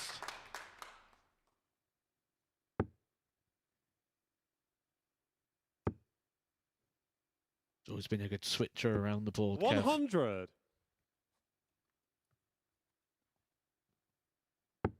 He knows he just needs to win and he just wants to get it done as soon as possible. So a break 60 early in this game would really pile the pressure on Wayne Jones. One of the things we talk about is the longevity of Kevin Painter, and he was one of the first people that actually 81. started going out and seeing people like a sports psychologist. It wasn't something he really brought to the media attention at times. He did have people he was working with 100. to keep him at the Wayne top end of the game when he was in around that 161. world's top 16 positions. Level 17 would leave Jones on the bullseye. That's not going to happen. 93. You see those sort of mannerisms. Kevin Urukai, Coming out 122. still for Kevin Painter, the breathing techniques he's employing within this fixture. Well, it's a how's you look dart from Painter. It flicked off the flight and went into the wrong treble. There you see just resting against the barrel of that dart. 35. Wayne Urukai, 68.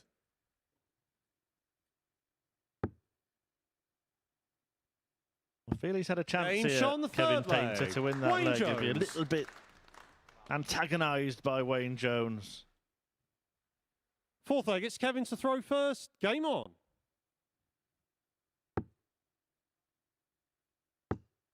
Always going to be a close group, this. You, 97. alongside me, Matthew earlier said that the potential for a 9-dart shootout was high in this group, and it's still on the cards. 60. It's a very rare thing we see at the Super Series. 60. Not been too many darts in general, has there been a couple of Grand Slam?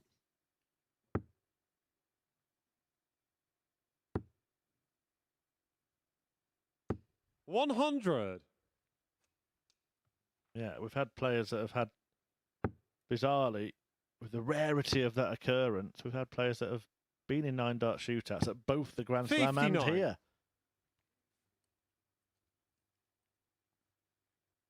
I've got to admit, I love to watch them, love to see them. I'm also the type of guy, though, that loves a 100. penalty shootout. Quite like to see that brought into darts. Could shoot out on the ball, couldn't you? 85. Instead of using the 1 minute that we use for the bullseye challenge, we just have 9 darts, 1 point for a 25-2 for a ball. Yeah, those bullseye challenges all available on the MODUS Super Series YouTube channel as well. 40. There's some very interesting content. Kevin Painter himself roped in to chuck in the world's smallest darts earlier this week. That video is available 60. for your viewing after today's show. All of you watching on YouTube right now, we do really appreciate, but 69% of you are not subscribed to the channel. Please put that right.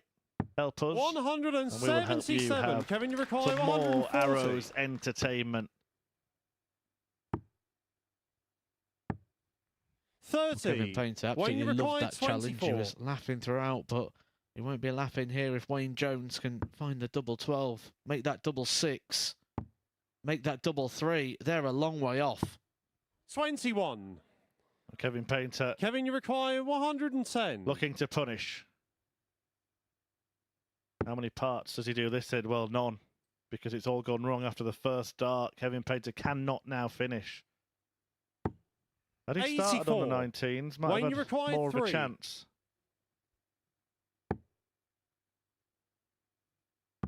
Game And shot now on he's the got no fourth leg. chance. Wayne Jones wins a leg, and he's one away from a win that would see him qualify for the semi-finals himself. Fifth leg, it's Wayne to throw first. Game on.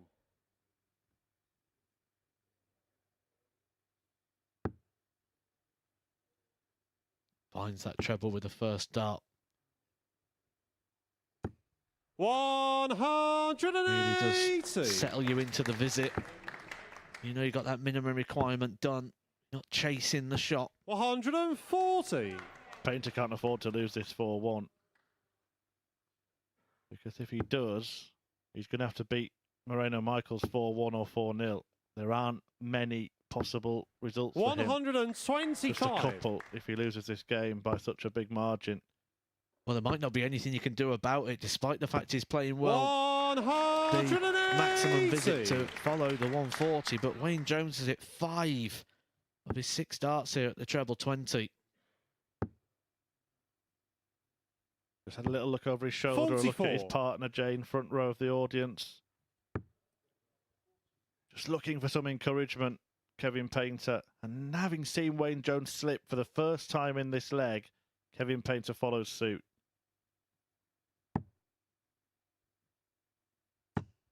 43. Wayne, you require 152. The opportunity presented itself due to the brilliance of Painter, but he wasn't able to hit when he needed it the most. 96. Kevin, you require This may need to go, 138. Kevin. 2 trebles.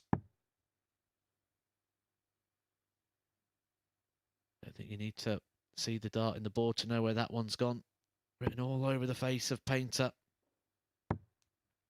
73. Wayne, you require 56. Jones to finish the job.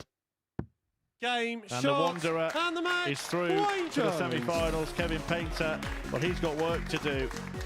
He's off stage very, very quickly indeed, back to that practice board. But for Wayne Jones, despite that defeat to Moreno Michaels in his first game, he's done enough to put himself through to the semis. That 4-1 victory, more than enough for the Wolverhampton man who goes through to the final 4. Kevin Painter will need a big win in his last game against Moreno Michaels. Coming next, it is Jim McEwen back in Group 1, taking on Christian de Boer.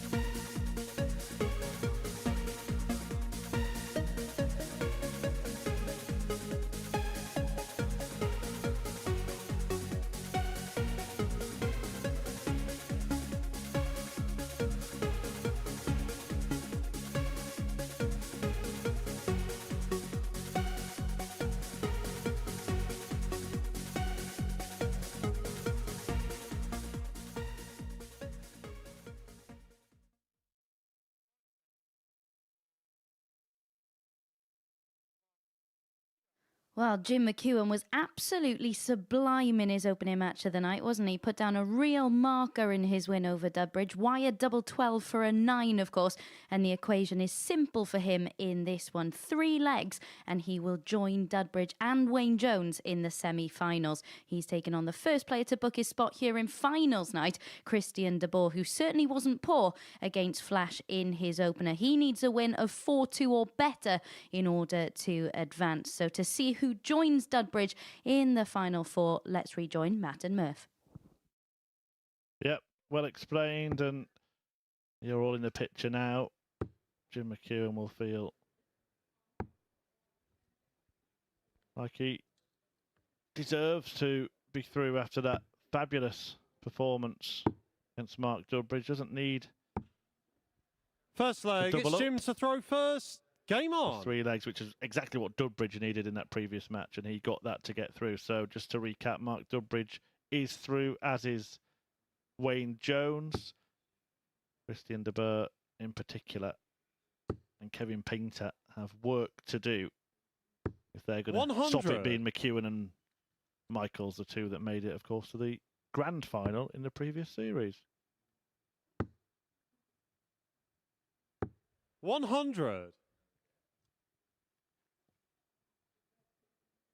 Be interesting to see how Christian de Boer handles this game, because he's not had to come up against someone who's as steady and as methodical as Jim McEwen, who we have seen tinker with the technique at times this week, but he's going to that more methodical, slower, extra stab in the action sort of action tonight. Obviously not feeling as confident to play at this 60. New quicker pace that he's trying to adopt at the moment.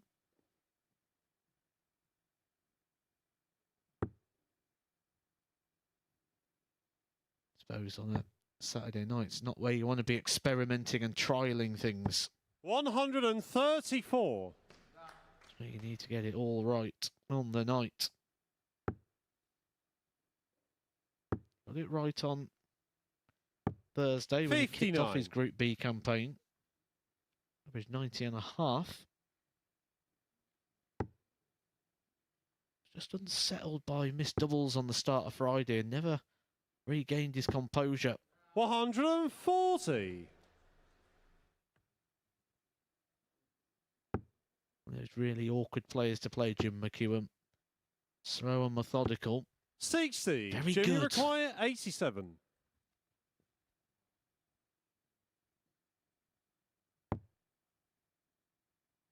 Great dart.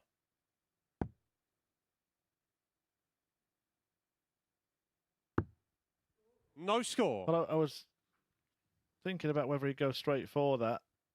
I didn't think busting it, like I did last night, would be a good idea. It wasn't the intention, 80. but he's back to the Jimmy start require now. 87.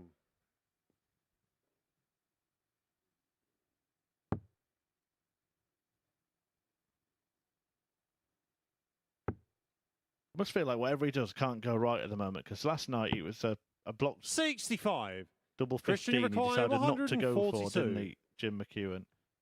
And then it all unravelled from there. There he's gone for a double 9 when he could have just laid up and left something more simple. 43. Jimmy And he ended require up busting 22. the score and leaving 22 the next time. Game shot on the first leg. Jim McEwen. It's one of those doubles that's really well placed in terms of its location on the board. Second leg, it's Christian to throw first. Game on. People just don't tend to like the breakdown from the 22 to the 11. Otherwise, I think it's something that would be adopted more often. I've 80. had this conversation so many times about if doubles got moved to different places on the board, now I think people would change the routes in which they went for things. 96.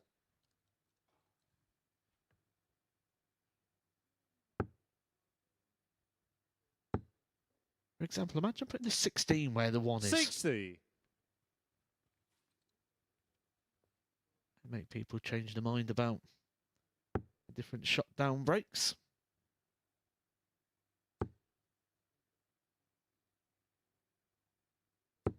$100.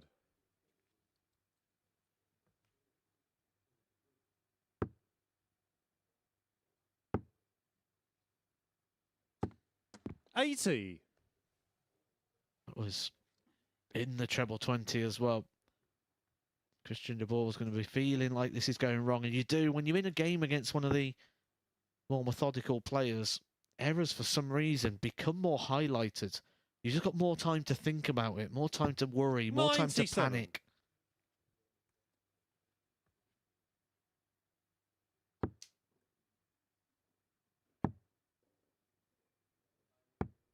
$40.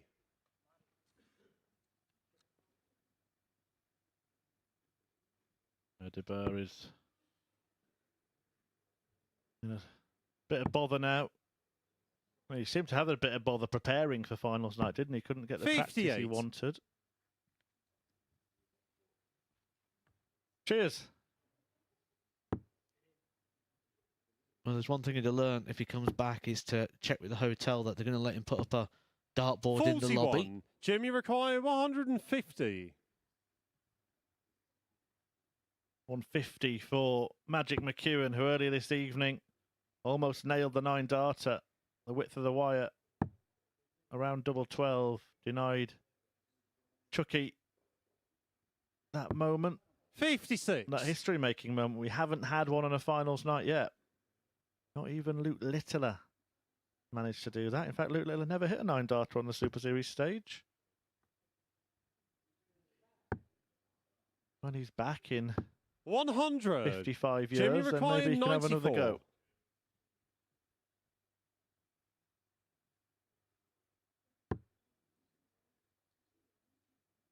Tops for 2-0.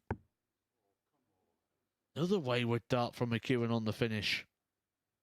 Takes the opportunity away from him being able 70. to close out this leg on Christian that require exchange. 100. Just to survive the 100 attempt here from Christian de Boer.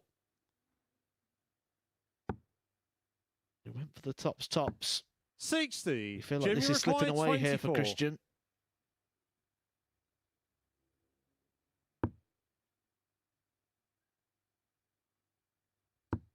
Game shot on the second leg. There's that double Jim 12 McEwen. for Jim McEwen. If only that had been found earlier.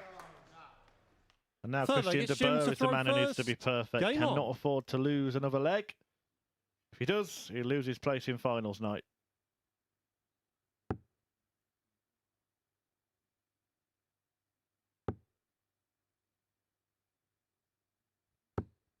$43.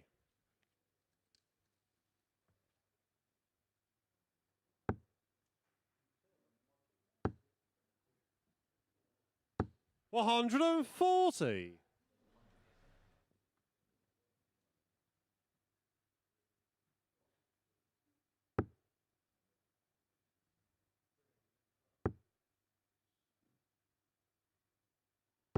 $180.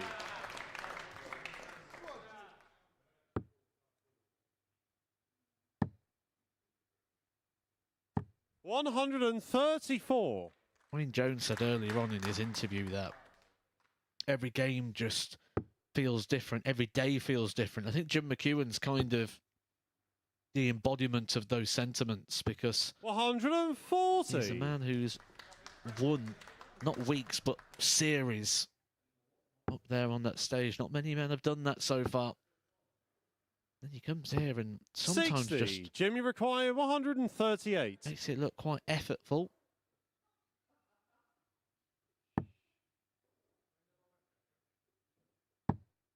Admitted to being nervy and edgy when you returned here for a week A campaign. Ended up getting relegated 98. into Group Christian C and require ended up not getting through that 167. one. Well, this would be a supersized skin saver, but it's not happening. And Jim McEwen is going to return to take out tops 70. and to Jimmy take out requires Christian 40. de Boer.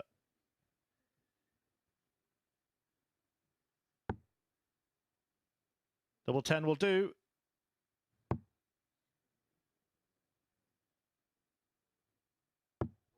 $30. He's not there yet. Christian required 97.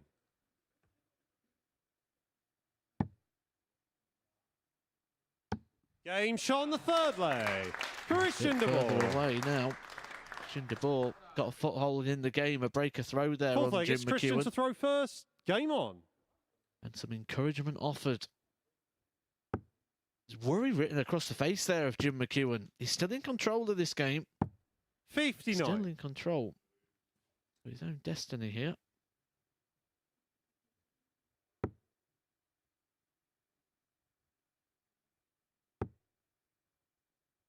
He's a tense, worried man at the moment, McEwen. 60.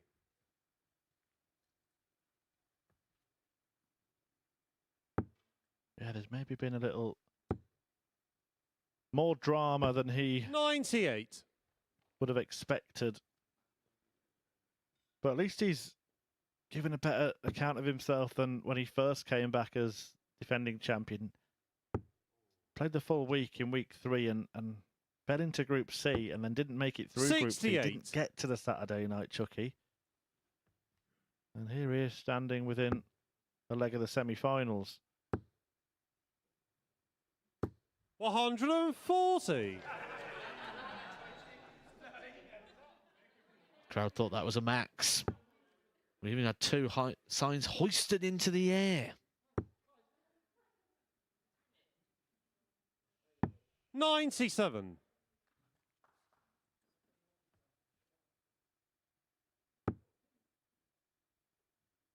A really good order in the audience. They had a little bit of fun, 83. but by the time Chucky was chucking, silence had fallen again. Old school.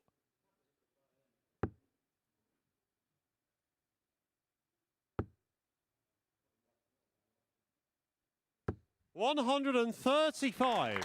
Christian, you require 121.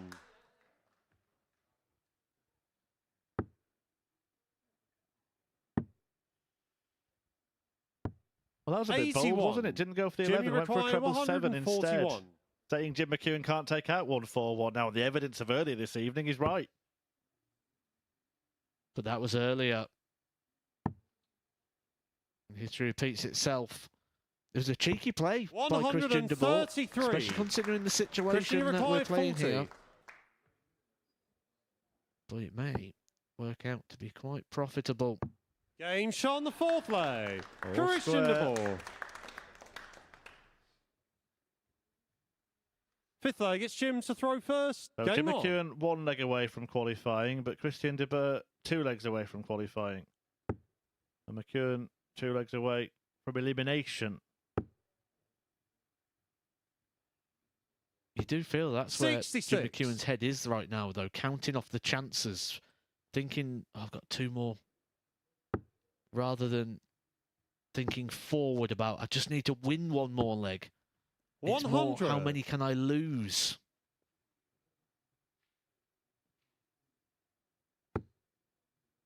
Ultimately, thought pattern becomes negative. 59. Mumbling to himself, getting frustrated. And this isn't going to help the situation. 85.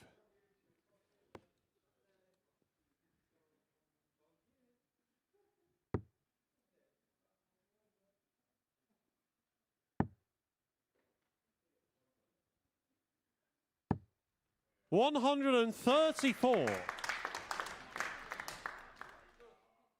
Well, everyone enjoying their evening at the Arrows. Some more than others. 60. I'm not sure how much McEwen's enjoying his evening at the Arrows at the moment. He's going through the ringer. He could have had this game, or the job done that he needs to have had done quite some time ago, and he's been drawn into drama. 60. Those missed doubles. Christian de Boer having hardly any trouble on the outer ring. Tells you the story of where the drama and the excitement's coming for the 100. neutral.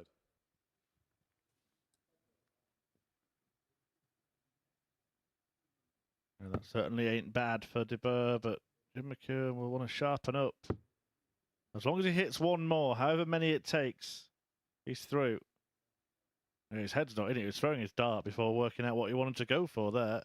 Just managed to stop himself. 52. Christian, you require 156.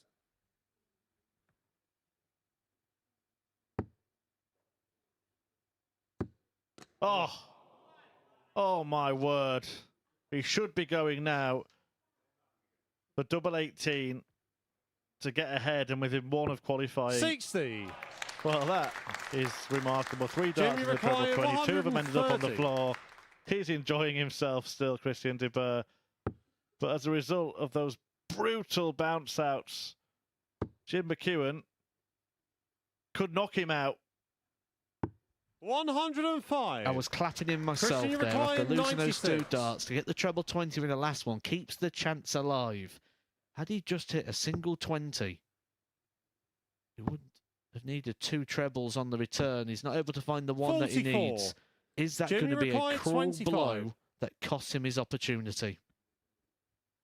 1 for double 12. It's been a key part of Jim McEwen's game tonight. Love-hate relationship with it. The miss on the 9 dart attempt. 13. And the misses. Christian, you require 52. To qualify.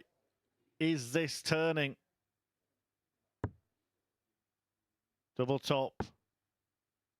Double 10. 32. And KDB for once can't finish. That reaction tells you, I think he's aware. Where that is this double 6 would end his opportunity, end his chances.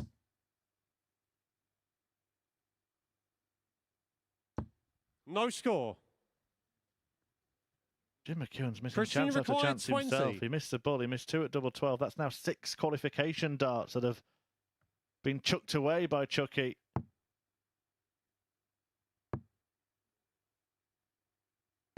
Game shot on the 5th leg. Christian de Boer. This leg will determine everything. If Christian de Boer wins it, 6th leg, it's Christian he to throw first. Will go through. Game on. And the reigning champion, Jim McEwen, will be chucked out. If McEwen wins it, the reverse applies. 177. What a brilliant way to start the leg for Christian de Boer.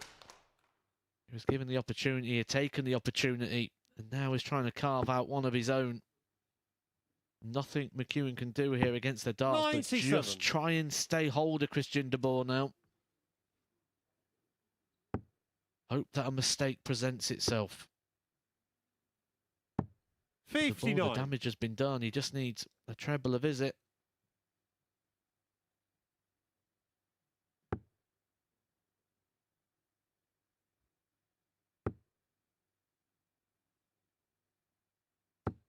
$140. Well, we're back to square peggings again here.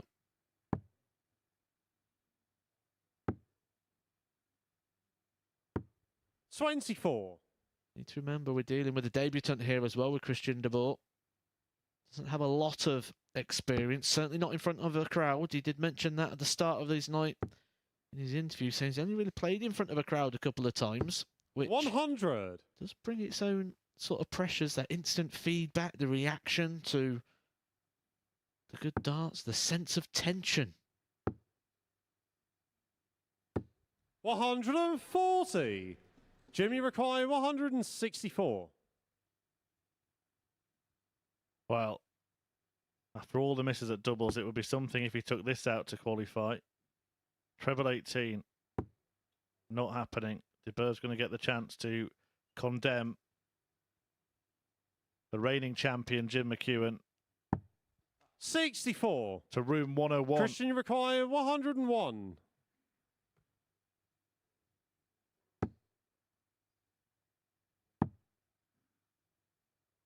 Chucky returns. 49. This is nail-biting Jim, you stuff. require 100.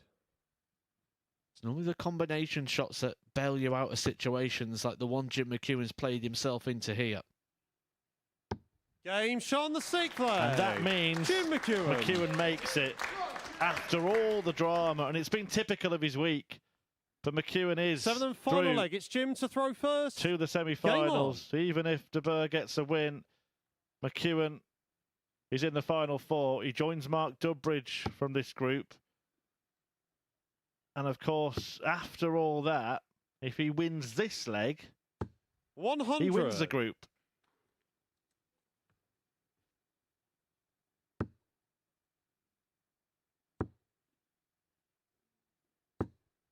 $140. Christian de Boer is here on debut. It makes you wonder if he's aware of the situation now or if he still thinks he's got hope of qualifying. 85.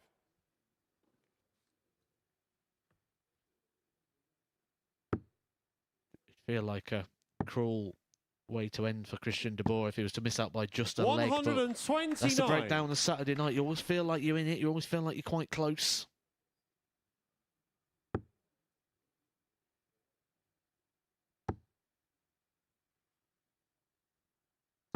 $121.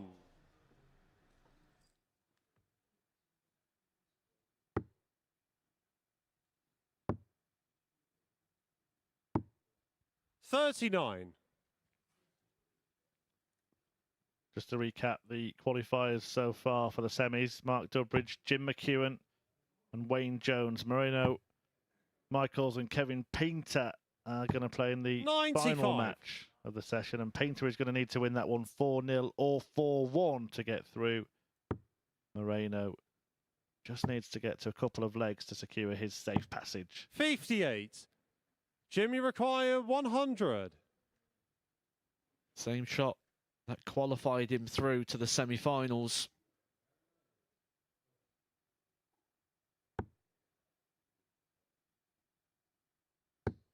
$60. Christian, you require 135. Christian here will start on the ball. Treble 20 to end on the ball. 70. Jim, you Well, require that is the 40. end for Christian de Boer. He's been a great addition to this series, the ADC Game, Europe shot, qualifier. and the But match, it's the Jim McEwen. champion from the previous series, Jim McEwen, that makes it through to the semi-finals. Jim McEwen, a 4-3 winner, and he is going to take part in the final four again. There is the stats from that game. McEwen, all that matters was getting the 3 legs he needed and the win. He tops the group. He's through to the semis. Kevin Painter and Moreno Michels up after the break.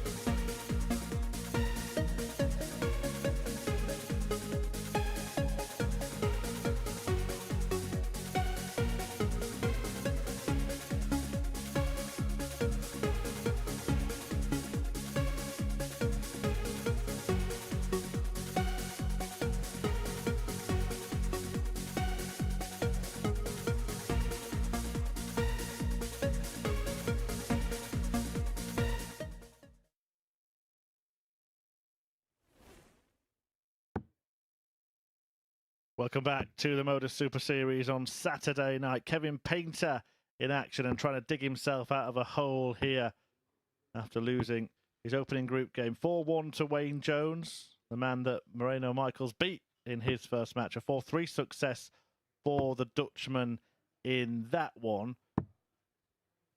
And now, if he gets a couple of legs against the artist, he'll be safely through to the semis once again. Kevin Painter has to win this match, and he has to win it well. 4-1 or 4-0, or he is heading home. But in this situation, if you had someone you needed to tag First team leg, in, it's and Kevin to throw first. Game on. send in there to battle for you, Kevin Painter would be one of the people you'd put high on your list.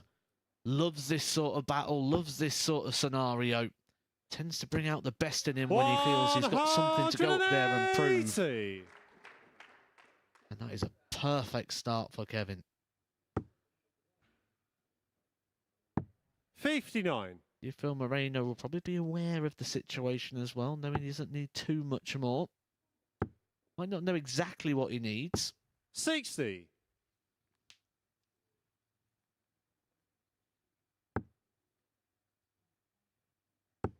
But he might not know exactly where his game is. 60. Been a bit inconsistent at times this week, and Kevin will be aware of that. And that'll be encouraging him going into this crucial fixture.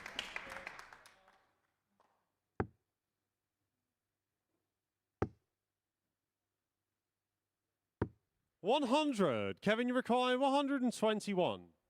And Kevin Painter get this leg done in double quick time. Well, he's not going to go, or he's going to go for the treble 17. Looked like he changed his mind a little bit there. And now he's making his mind up of where to go next. 85. You see how quick, though, he approached the hockey. He is absolutely up for this one. But is he a man who'll know exactly what's needed? 44. Roughly. Kevin, you require 36. He'll know he needs a lot. He'll probably be eyeing up 4-0 here. Well, what's he thinking now? Maybe splitting? 18 remaining, doesn't want it to get messy. A 2 for double 8. 20.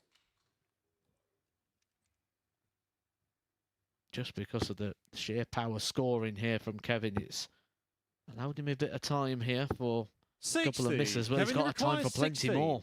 Got 6 starts here at the double 8. But these misses are just causing drama and just denting 8. that belief, telling him the story that he's missing the doubles. Moreno's let him off the whole leg. Doesn't need to be on top of himself, but now he does need to hit because the let off Kevin, is you over. require 8. Moreno's on his shoulder. Double 2. Game shot on the Kevin first Painter leg. needed that and he Kevin got it. Painter. He leads 1-0. First part of the job done. Second leg, it's Moreno to throw first. I think the Game pacey on. approach here from Kevin Painter is kind of because he knows he needs a big win. Almost like he's a big football fan. He's in like a football team have got 60. an aggregate deficit. We're going to need to strike early in this one. It's a bit of aggression, isn't it? Just 60. a bit more impetus trying to command the hockey.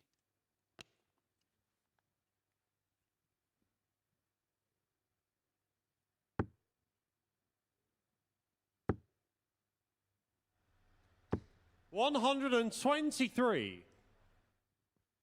Living every dart.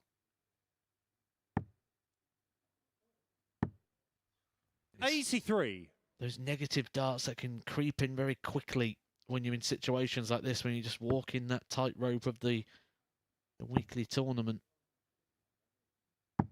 Taking 8 darts to get over the line in that opening leg. And he's not finding the power scoring here like he did in the opener. 59. Left himself on an awkward score as well, Kevin Painter.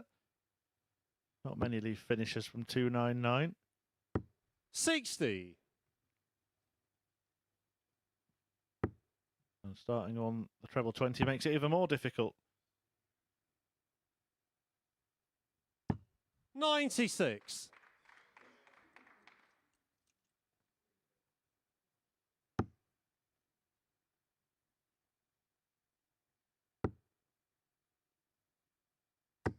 140.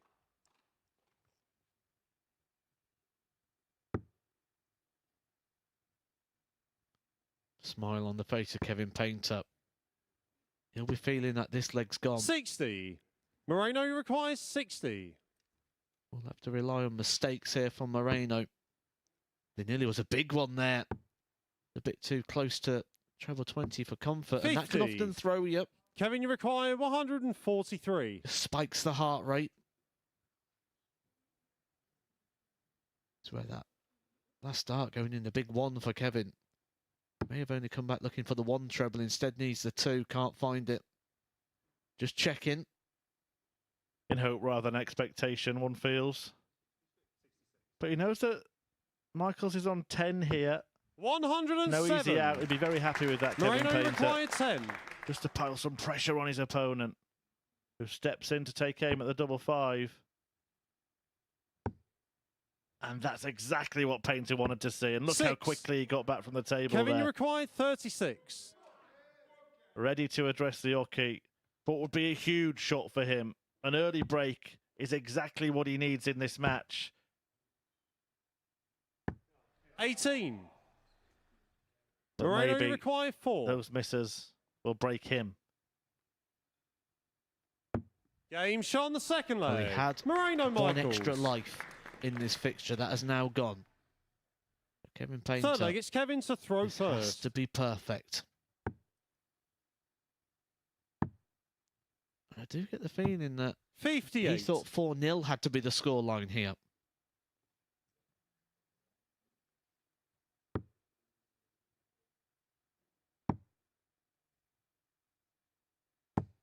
$42.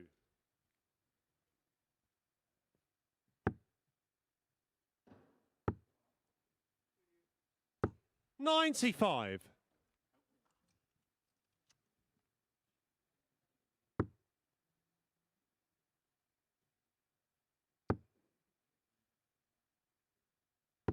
26.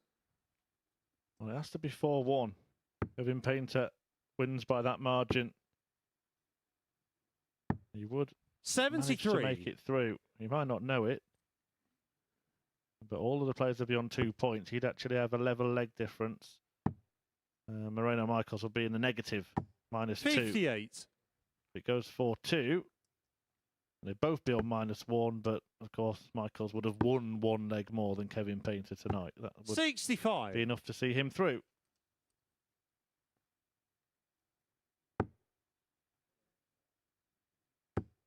If Michaels wins the match, he'll actually, of course, 45. win the group. And it's been a really weird night, actually, because you look at Group 1, Jim McEwen's won that group, winning 2 matches. It feels like it was Mark Durbridge that did that, doesn't it? 77. I think it's just the demeanour of the players, isn't it? Some people showing a little bit more confidence and some just living everything. And 98. Kevin, you require Just going through both. 133. of Kevin Painter here at Moreno Michaels. But this could be the spark that brings Kevin Painter Game into shot life on in the this third fixture. A leg. huge Kevin 1-3-3 Painter. finish. This is where it matters now. Fourth leg, it's Moreno to throw first. Throw. Game on. Of Moreno Michaels. Kevin asking where it's been all this time.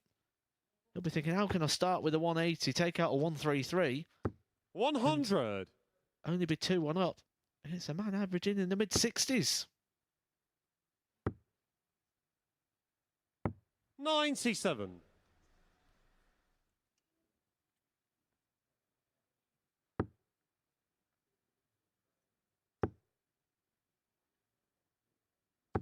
100. He hasn't been happy with his performances this week either, Moreno Michaels. He's said it on a number of occasions. Yes, he's hit those 14-ton topping 60. checkouts himself, but often when you're hitting those, you're needing those, aren't you?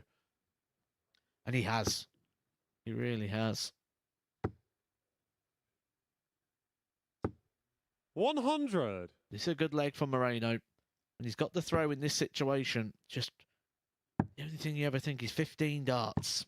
119. Force your opponent into 12.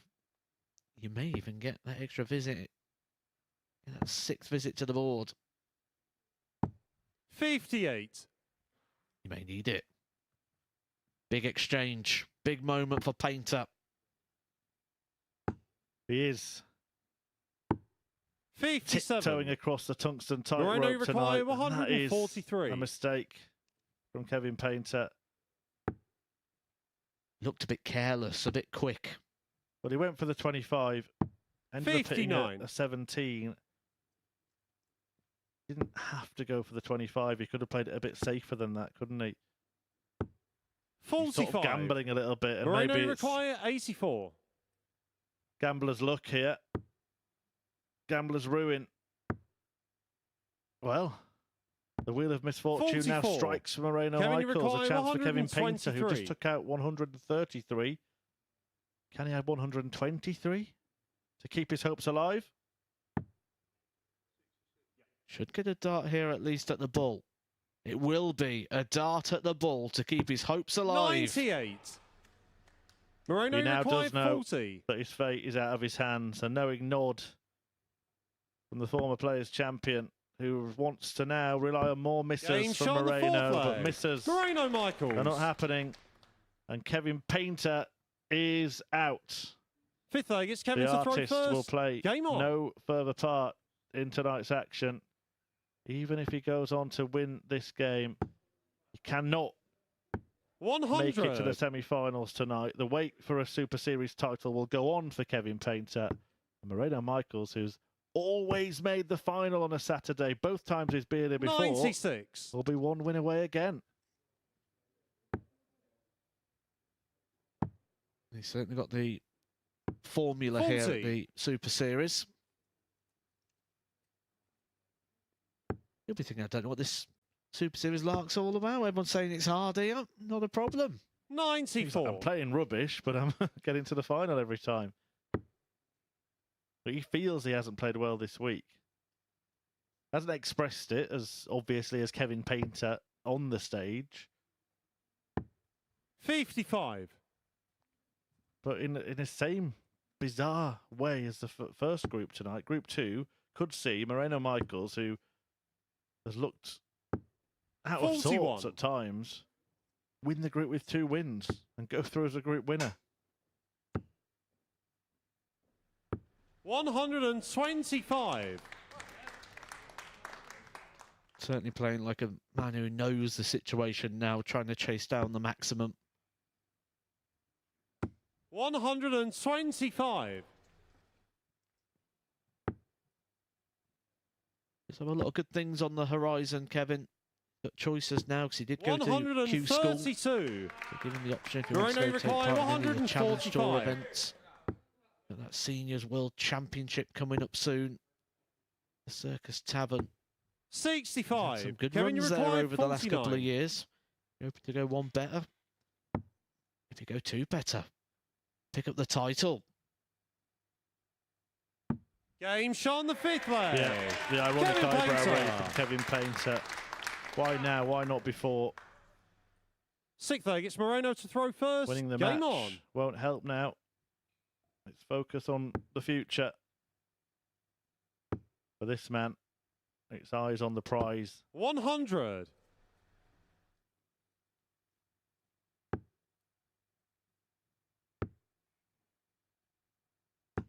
$55.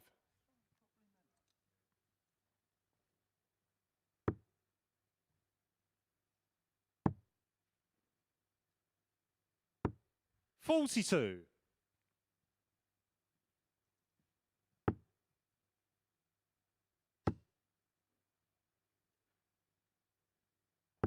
$140. Well, he fooled 1 or 2 in the audience. Kevin Painter.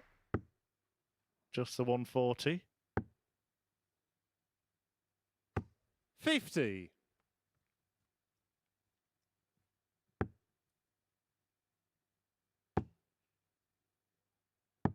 $78.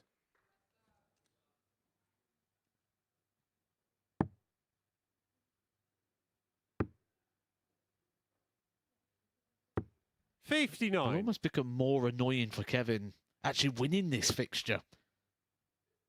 Because he'll look back at that game with Wayne Jones. Where he 33. did go down 4-1. Thinking, what opportunities he may have had in that one.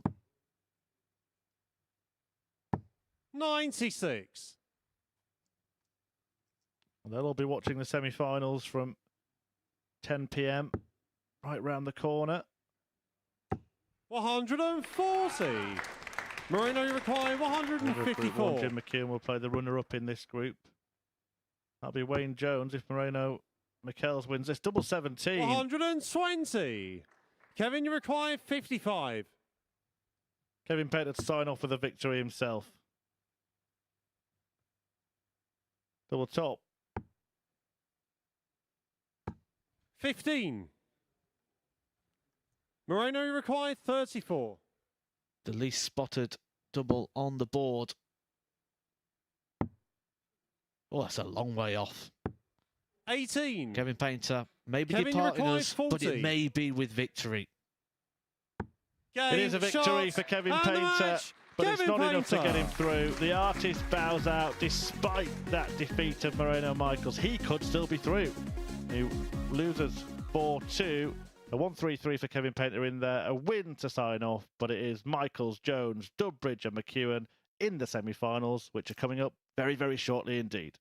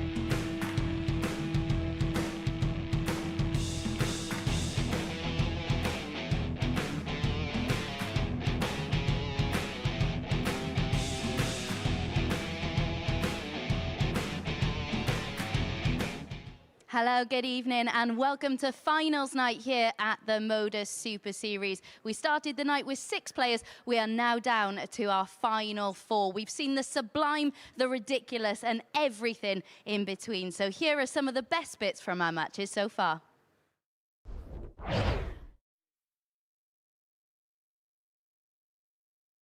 Mark to require 100.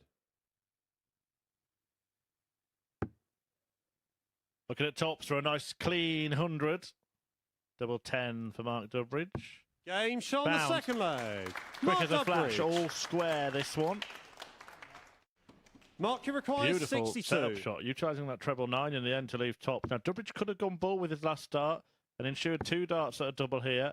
He's only going to get 1, but that is all he needs. Mark Durbridge off to a flying start. This could be a key exchange in this shot on the match. 4th leg. Moreno Michaels. Sure, the family will be tuning in, hoping that Moreno can come back with the 5 grand. 119. Super attempt from Wayne Moreno Jones. require 170. He does allow Moreno Michaels an opportunity to finish it here. He won't do that on the big finish, the big fish. And Jones can get 76. Level. Wayne, you require 20. 2 10s to take us to a decider. Squeezes that in the corner, and the reaction of Wayne Jones. He's up for this fight. Wayne, you require 64.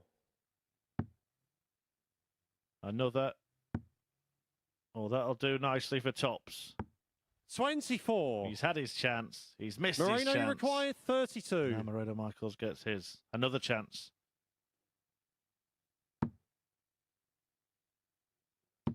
Game, shot, and the match. This time, Moreno Michaels. the Dutchman gets it done. Wayne Jones left to rue that missed start at tops. Not so much of a production there. It was more just like a little room. Understated, a little bit like Jim McEwen, but I think he needs to 133. maybe just have a little bit more of that. Mark that require arrogance 82. Can come by being a champion. Use that shield of success, wear it. Let your opponents know that this is your stage. And it might be Mark Durbridge's stage tonight. Can he find the bullseye? Game shot on the what second a shot that leg. is. Delightful Durbridge. darts by Durbridge. And a big leg there from McEwen to get himself back into this one. He will need to break the throw again, though, if he is to pick up the points. Well, both players playing at a very decent standard. Averages north of 90 for the pair of them. And Jim's going up. 180. How much? 180 can change in this short format. As high as almost 99 here. 59.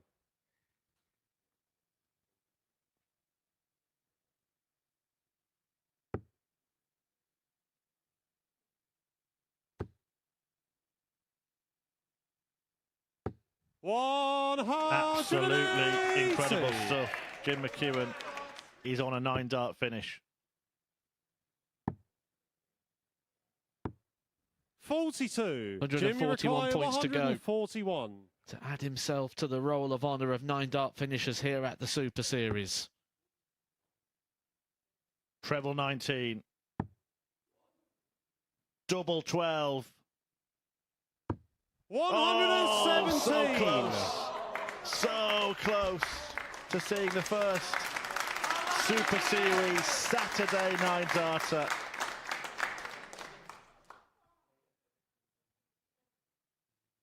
Almost magical from McEwen.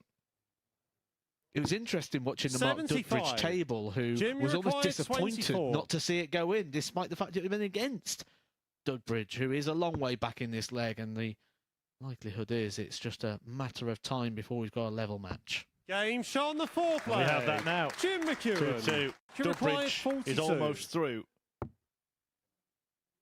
And if he hits double 16, he will be. Shot on the 5th leg. And Mark Durbridge is the first player to make it through to the semi-finals. Jim McEwen looking to get a priceless win. It's a dart at tops.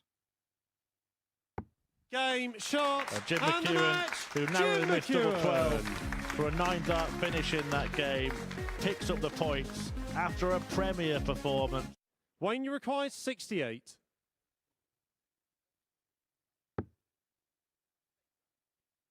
I feel he's had a chance Game here, shot on the Kevin third Painter, leg. to win that Wayne leg. It'd be a Jones. little bit. Wayne, you require 56.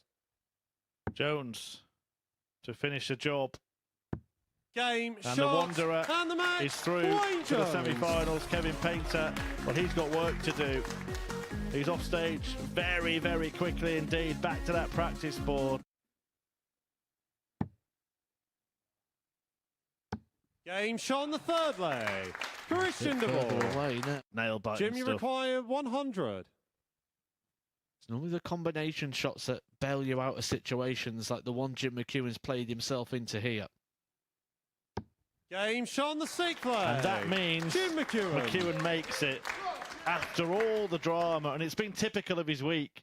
Jim, you Well, require that is the 40. end for Christian de Boer. He's been a great addition to this series, the ADC Game, Europe shot, qualifier. and the But match. it's the Jim McEwen. champion from the previous series, Jim McEwen. Kevin, you require Just going through both 133. of Kevin Painter here and Moreno Michaels. But this could be the spark that brings Kevin Painter into Game shot life on in the this third fixture. A leg. huge Kevin 1-3-3 Painter. finish. Moreno, He you now require does know 40. that his fate is out of his hands. A knowing nod from the former players' champion, who wants to now rely on more misses Game from shot on the fourth Moreno, but leg. misses Moreno Michaels. are not happening. And Kevin Painter is out. Moreno, you require 34. The least spotted double on the board. Oh, that's a long way off. 18. Kevin Painter may be Kevin, you departing require us, but 40. it may be with victory.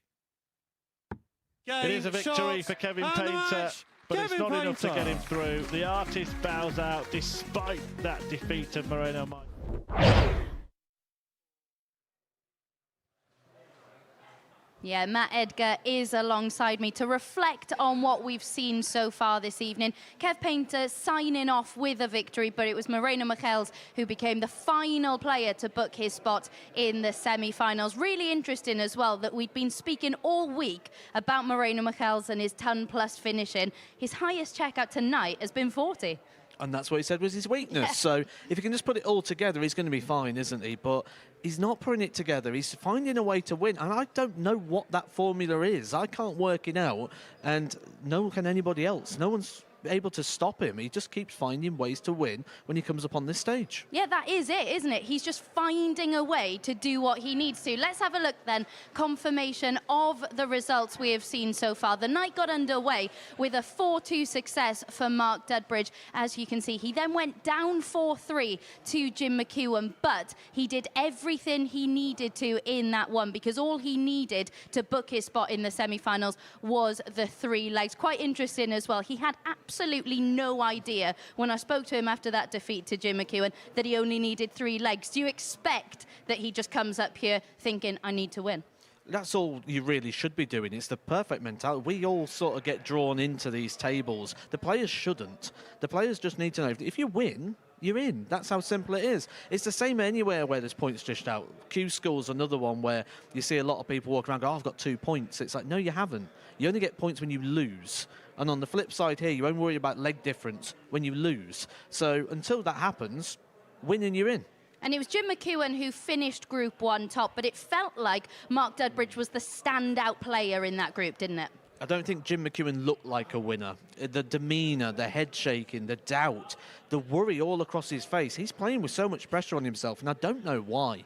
Because he came here and won the series. He's been playing steady darts throughout. He's sort of in that mode that I often attach to a younger dart player where I said they just seek perfection rather than results. And I feel like Jim McEwen's getting into that mode at the moment where it's all about his performance and he wants to try and win with 100 average and he wants to try and do all the best shots, perfect legs all the time, that actually he's struggling just to get the results. Well, he did almost treat us to a moment of magic, didn't he? Wired the double 12 for a 9. That really would have been a spectacular addition to the evening's play.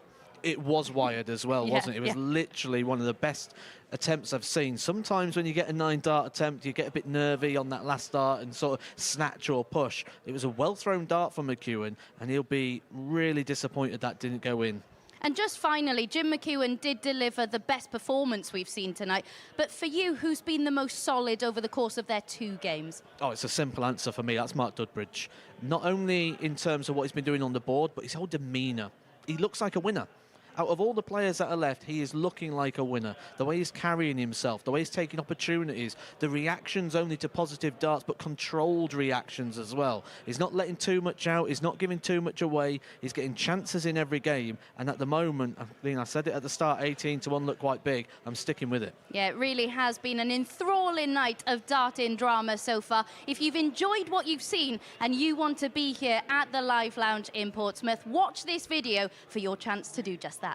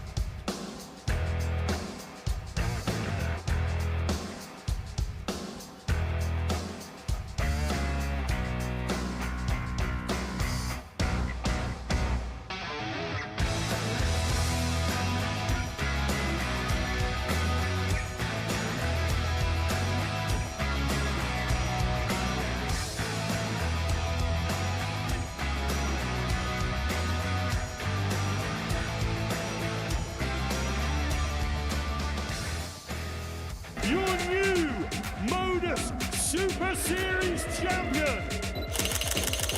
He is Chucky. He is Jim McEwen.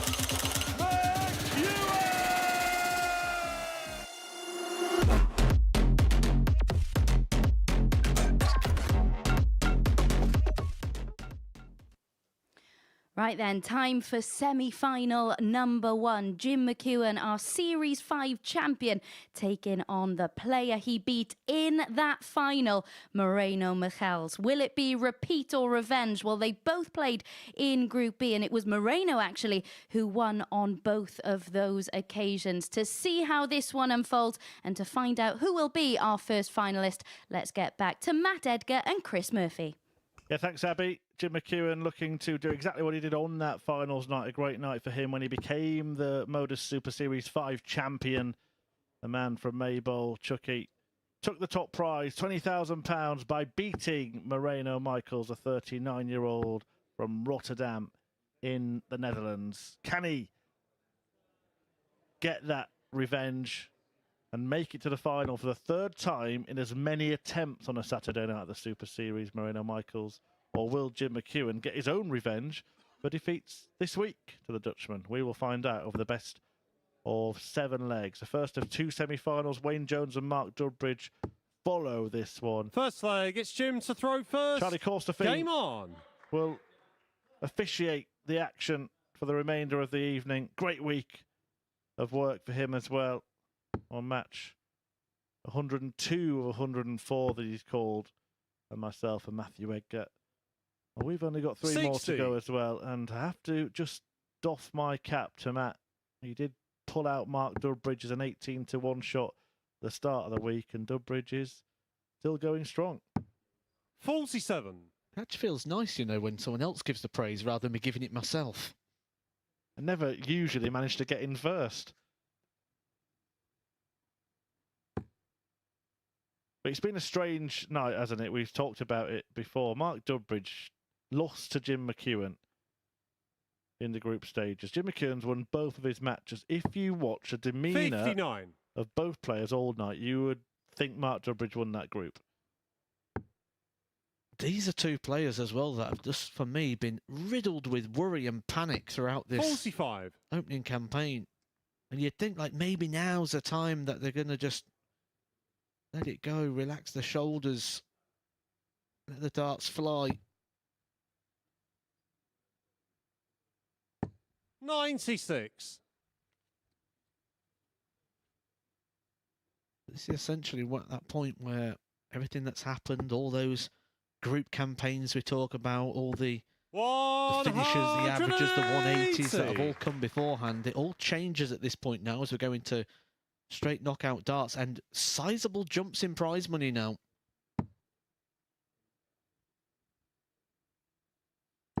$96. Talking about jumps here that aren't far away from a month's wages. All on best of 7 game of darts. 85.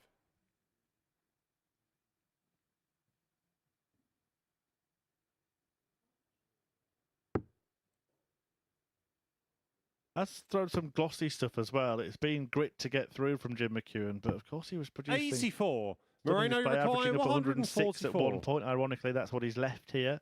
Had that 9-dart attempt so close as we just saw. But he may lose this leg because this man has been taking out these big finishers all week. 132. This time it's double Jimmy 12. That's required his 106. adversary. And Jim McEwen gets a go at the 106. How quick a game can just spring into life.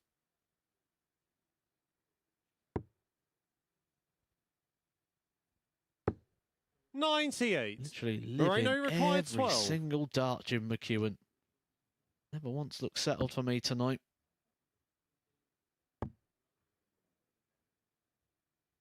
Game shot on the first leg. That's not Moreno gonna help the Michaels. situation as well. He's lost his throw here. Second leg, it's Moreno to throw first. Game on. Moreno Michaels, a man who moves out to reach the final here at the Super Series. Could be the ultimate 100. revenge here. Condemning Jim McEwen ultimately to be losing his title should he not get through. I believe we'd be guaranteed a new series champion. Conan White didn't make it through. Raymond Smith didn't make it 46. here. And Luke Littler, well, he's gone on to do other things. Heard much of him since he stopped playing at the Super Series? I think he had a good leg the other day. 97. I reckon he'll be watching, you know. Luke, let us know if you are. He'd just like to tune in to a Saturday night. Of course, did pass the trophy to Jim McEwen. 95. 40 years he's seen here when he handed on that series title. Some run from Luke to go back to back. 134. Well, that's incredible, isn't it? It's over the space of 6 months to keep that level going. And we know he's kept it going since as well.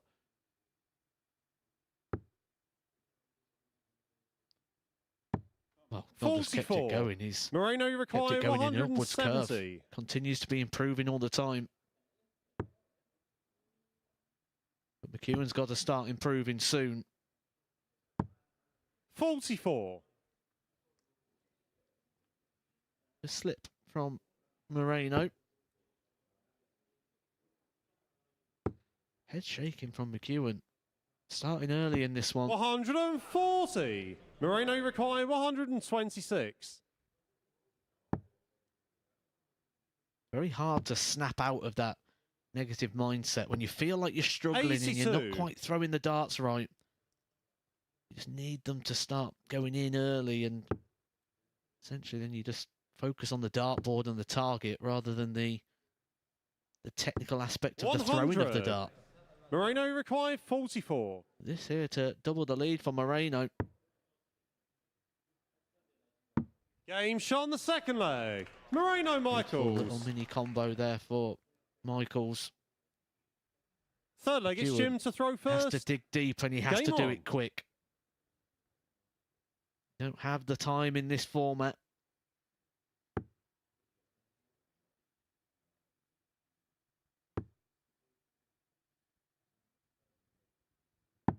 $59. All of this now is beginning to happen in front of Moreno Michaels. He's going to see the negativity here from 85. Jim McEwen, and it's going to settle him down. He's going to know that this isn't the Jim McEwen that beat him to pick up that series title 10 weeks ago.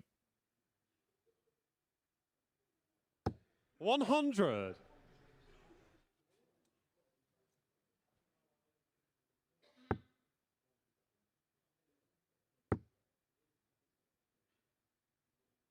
$100.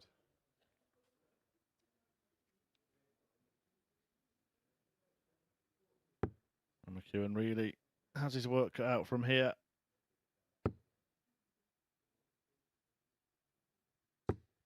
$123.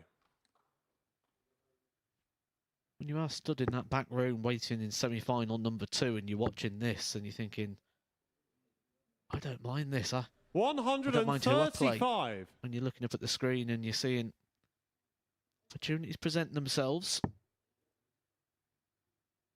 players will tell you that they don't watch or it doesn't matter, but they do. 95. Maybe about to work his way back into this, Jim McEwen. I think a lot rests on this visit from his opponent.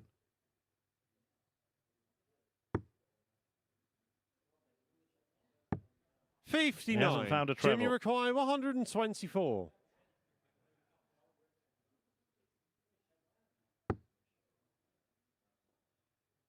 $14s. The bullseye. 85. Way off the mark. Moreno require 122. Feel he needed something like that just to sort of spark and give him a bit of confidence. Oh, but it's double 7. This would hurt. 115. Jim, you Was require a double breaker 39. throw as well there. A big, big dart and a big moment here for McEwen. Back to that double 12. That's exactly where he put it for the 9-dart attempt. 27. And he goes the other side of the tram lines Moreno as well. requires 7. Is Jim McEwen's title defence being derailed here? Double 2 for 3-0. 3.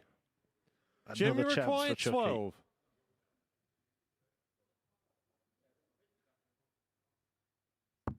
Game shot on the third By leg. 3 Jim big McEwen. moments there. The 1-2-2 finish missed on the double 7, and then 2 more Fourth darts leg, from it's Moreno Moreno. to throw first. Game on. Moreno still in control of this game. That would have been a double breaker throw, and you would have most likely expected to see 96. Jim McEwen exiting stage left.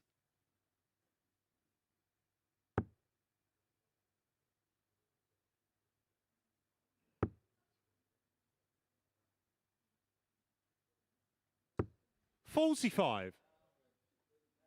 Well, still smiling. Christian de Boer, beaten by Jim McEwen just a couple of games ago to be eliminated from the tournament. But what a debut week he 100. had, the ADC Europe qualifier. I think any time when you come here as a qualifier or a debutant and you make finals night, that's a success in itself. These groups getting harder and harder all the time to navigate a way through, and he did it in Group A. 140. Some legends and big names on that roll of honour of Group A winners. Christian de Boer adds his name amongst them. 180. Even more exclusive list, the weekly winner. We're only 2 games away for the players. 95. Moreno require 125. 2 visits for Moreno Michaels if he needs them here at the 125. That's why he's not decided to go for the bullseye. Just sensibly setting up the play. 86. And he did that all through the week as well, missing the big number on the setup play. Will now have to burn at least a dart in order to get down to a finish. 57. Moreno Jim required McEwen could only leave a 39. whopper. And we'll only go at it if Moreno Game misses shot double on the fourth 16, which he leg. doesn't. So Moreno Michaels. this is where we are. Jim McEwen on his second chance to Fifth leg, defend it's his Jim to throw title. first. Needs to win Game 3 on. straight legs. He does have the throw in 2 of those.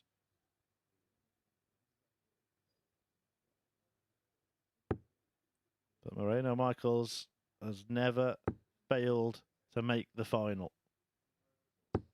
140. Well, for Jim, there's no more lives, there's no more opportunities. It's a very simple equation. Win. 43. Oh, it's the taxi home. An expensive taxi to Ayrshire, I assure you of that.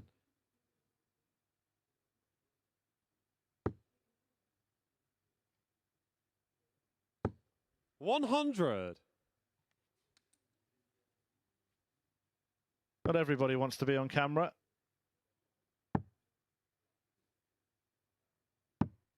$58.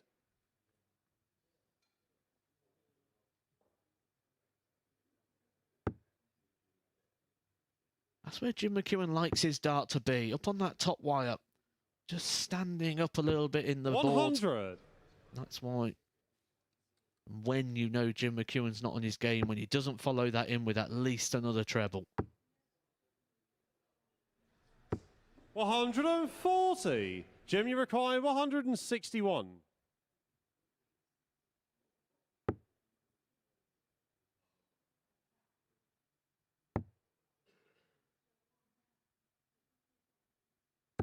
$137.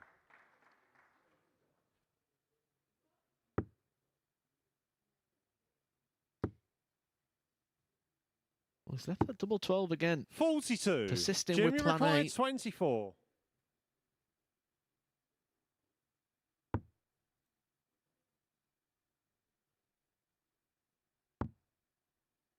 We may up to bust. It looks like he's going for it, though. 18. With Moreno back on 2-1-8. He takes a look over to the scoreboard. He may now be contemplating, should he have bust in hindsight?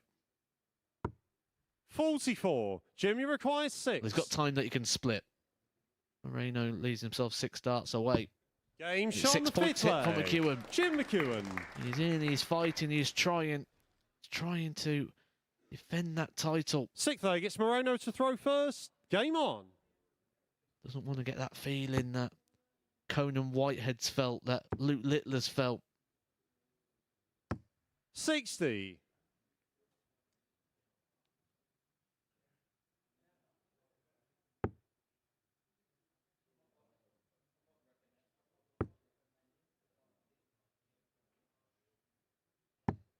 $59.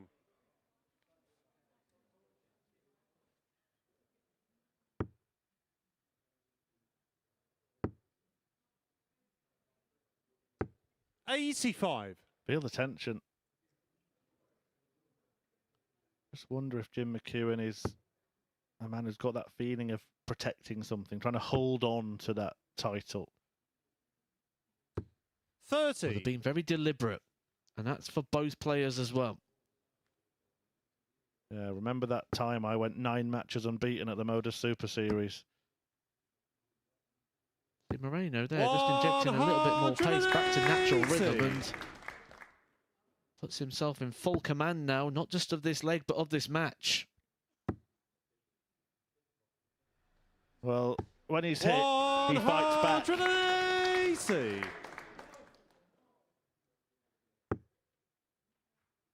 Beautiful from Moreno. He's looking at a sprint finish here. A sprint finish to the final. 136. Guarantees himself 3 darts at a double. There is absolutely nothing that Jim McEwen can do now to stop Moreno Michaels having 3 clear darts. Make it 52. 6. Moreno, you require For 40. 3 straight final appearances. Game And Michaels shot, and the match, makes it Moreno to Michaels. the money match again. The defending champion, Jim McEwen, bows out. He will not be returning to Champions Week to try and retain his crown. Instead, the man he beat in the final has knocked him out. Moreno Michaels, the Dutchman, is through to the final, where he will take on Wayne Jones or Mark Durbridge. That's the tale of the tape. The finishing was strong from Michaels in that one, much improved in that department. Jim McEwen battled hard, but his title defence ends here, and Michaels goes through to meet Jones or Durbridge, who will face off after the break.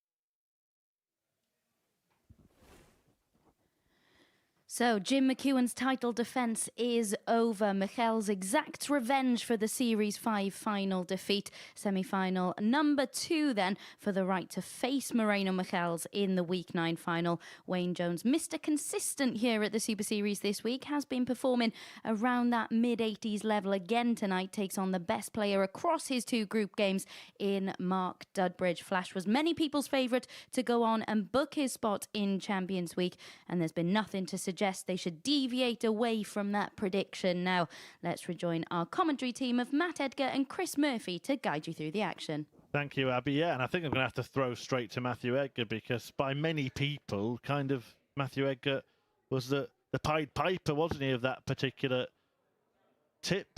And I'm sure it is one that you're certainly sticking with at this stage. Absolutely, I've seen not too much to oppose him, but Wayne Jones, he is a tricky customer, very consistent. You don't get anything given to you when you play Wayne Jones. Throw first. Game on. The only way you're going to beat Wayne Jones is by beating him. You have to completely outperform him. That is not an easy task to do.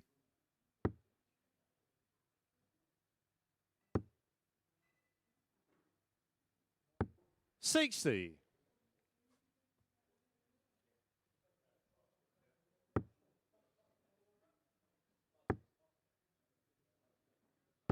$140. Well, he'll be smiling come the end of the evening.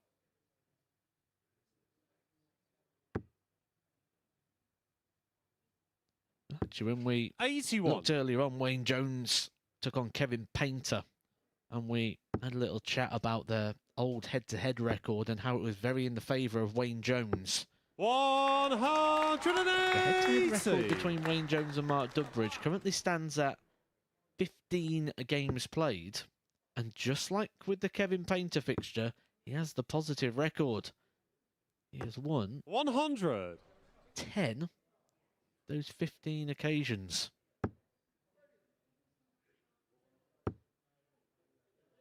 Which means he's winning 2-1 65. matches. So if we're going to put that onto legs, then that suggests Wayne Jones should win 4-2.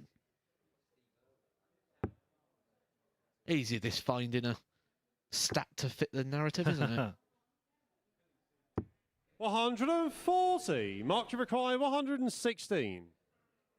116 then for Dudbridge. Goes a 19 route, treble, single, and tops. 96. Wayne, you require 120.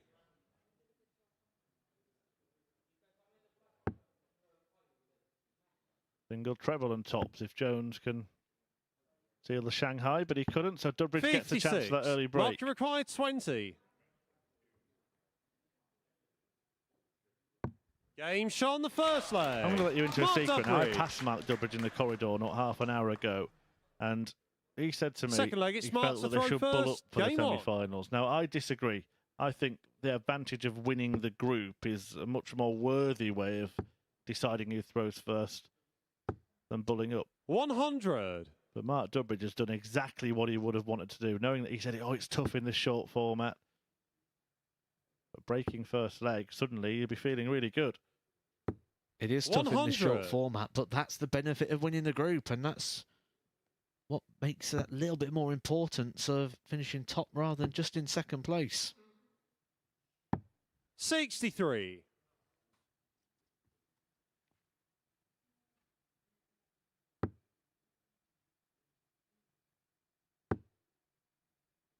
A start from Dudbridge rescuing the situation 60. after a couple of wayward ones. That's one of the things he's shown throughout this campaign, that composure. 60. We have seen a few winces of pain from Dudbridge over his campaign in Group C. Got a bit of pain in the hip. 140. No signs of that so far this evening. Plenty of signs of the quality. Seen him reach those two major finals. 140.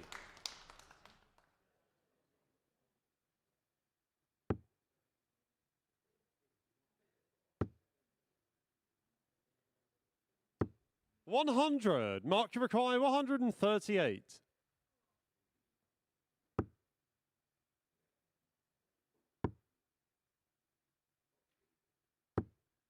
58. So Wayne, you 101 to require cancel out that 101. break of throw for Wayne Jones. He also got to the final on his only other trip to Portsmouth. Looking at two players who'd never failed to make it if he won this Game match, shot on and the that second helps him. leg. It Wayne really helps him. A Jones. fabulous finish from the Wanderer. Third leg, it's Wayne to throw first. Game on.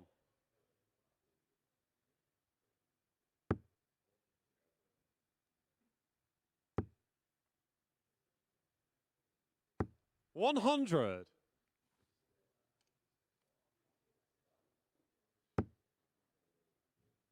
When Wayne Jones played in week 1 of the previous 100. series, he was beaten in the final by Matt Clark.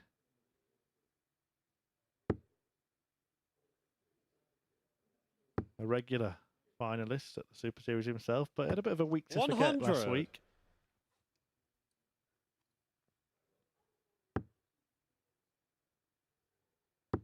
These two players that have played on the very biggest 42. stages in the world of darts for many years. Nowadays, both in very similar industries, working within the building trade. 100. Still like to get the darts out, and well, the times this week you would not have known that they are no longer of that professional 40. status. Wayne Jones, Friday game 3, it was 100 average.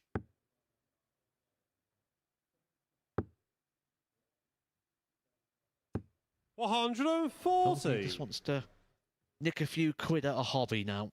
Well,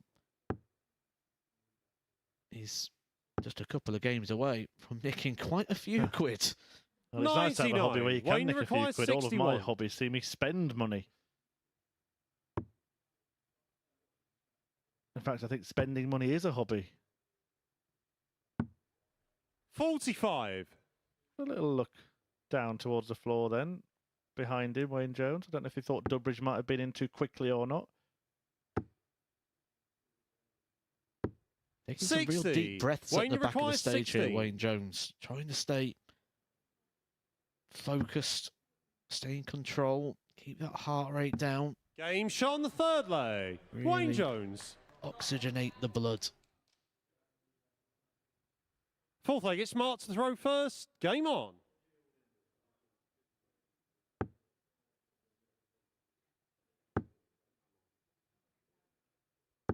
$60. The first time this week, little sign of distress there for Mark Dudbridge. Sort of reacting to negative darts for the first time. He's normally just brushed them aside. 85.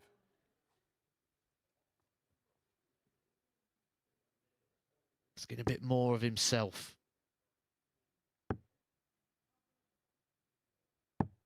40. He has had quite the wait though, hasn't he, Dudbridge, between when he qualified to when he's now had to come back to play this fixture. Yeah, played game 3, which got underway roughly 8:30. 98.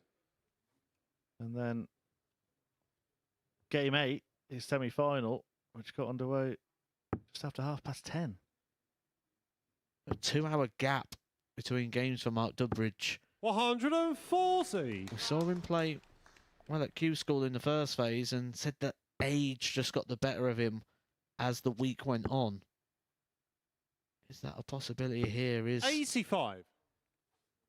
the aging body not able to last those long gaps, those long breaks? Because it's them time management. Do you stand and practice? Do you sit down? The answer is like a combination of the two, but when you 13. find one's working, you're on that board and it's going well. You don't want to put them down. You just want to keep going.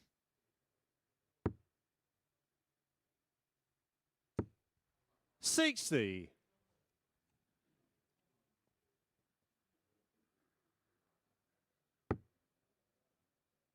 Perfect first start that for Flash. 140. Unsurprisingly finds a bedfellow.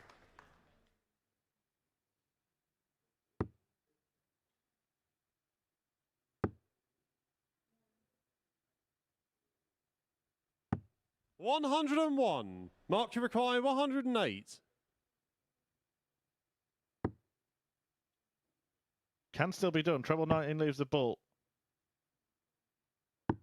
83. Came close to rescuing that. Wayne, you require 72. Really good effort there from Mark Durbridge. But he'll be fearing the worst, especially if he looks at the board. Sees that Wayne Jones got 2 darts. 66. And that is a long way off. You could almost see him Mark, push you it as require well. 25. Just rushed it a little bit, seemingly. Durbridge looking to capitalise.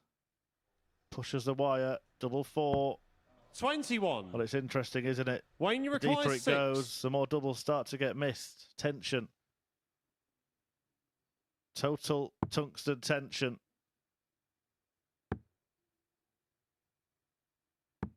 Four. That wasn't a Mark, badly you thrown require dart, 4. in fairness to Wayne Jones. But it could be a costly one. Game shot on the It fourth may well leg. be Durbridge Mark levels at Durbridge. 2-2. Fifth leg, it's Wayne to throw first. Game on. I think tension's the only word you can use to describe this right now.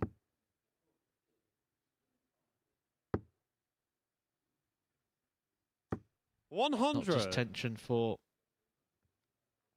Wayne Jones and Mark Durbridge, but the family and friends, they go through it as well. If anything, it's probably worse for them because there's nothing they can do about 41.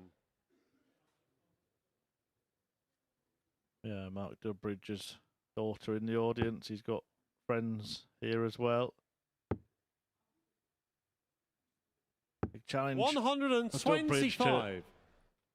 Try and turn this around. Jones has just to hold his throw twice.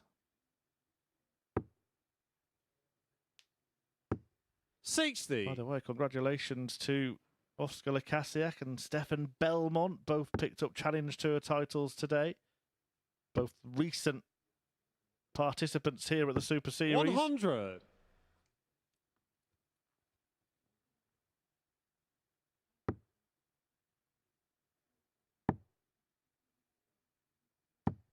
$134.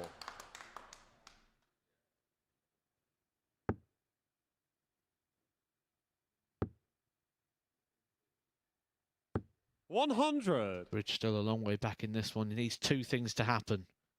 He needs Wayne Jones to make mistakes.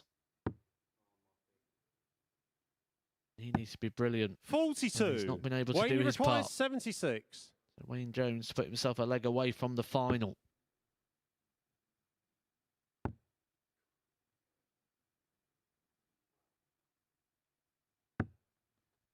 $44.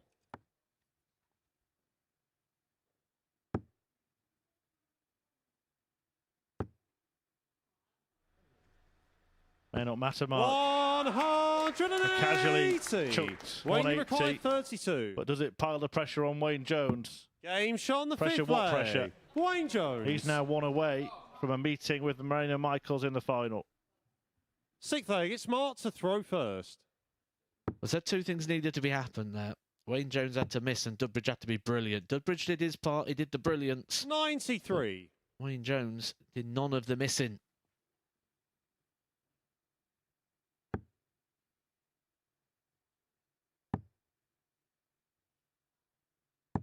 $96.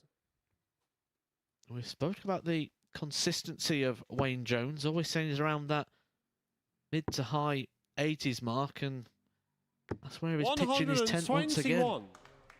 And he may not need to go higher than that, though. We do know he's got the ability to put his foot on the gas. He had a average of over 100 in one of his wins last night. 70.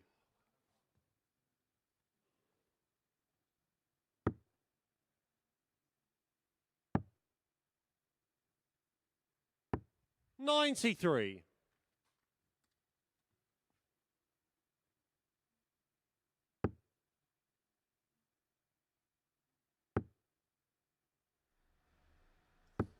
What a time to get the first maximum. Been landing lots of jabs. 15 scores of a ton or more. Then the maximum. 58. Puts Wayne, him you in. require 155. Well, big favourite now to win this match. Could do it now. Either the treble 19 to get a go at the double. 99. Mark, you require Mark Durbridge 136. will have to produce a party piece, or the party may be over. 60. Wayne, you require 56. So for Jones to join Michaels in the decider, double 18, double 9. Game, shots, and Wayne the match, Jones wins. Wayne Jones. Defeating Durbridge, who have been such a key protagonist of this week of the Super Series. But it is Wayne Jones through to the final to take on Moreno Michaels after matching the scoreline that the Dutchman produced in his win over the reigning champion Jim McEwen. That reign is over, and it will not be taken by Durbridge. It will be Wayne Jones or Moreno Michaels winning week 9 and making it through to Champions Week. Find out who when we return.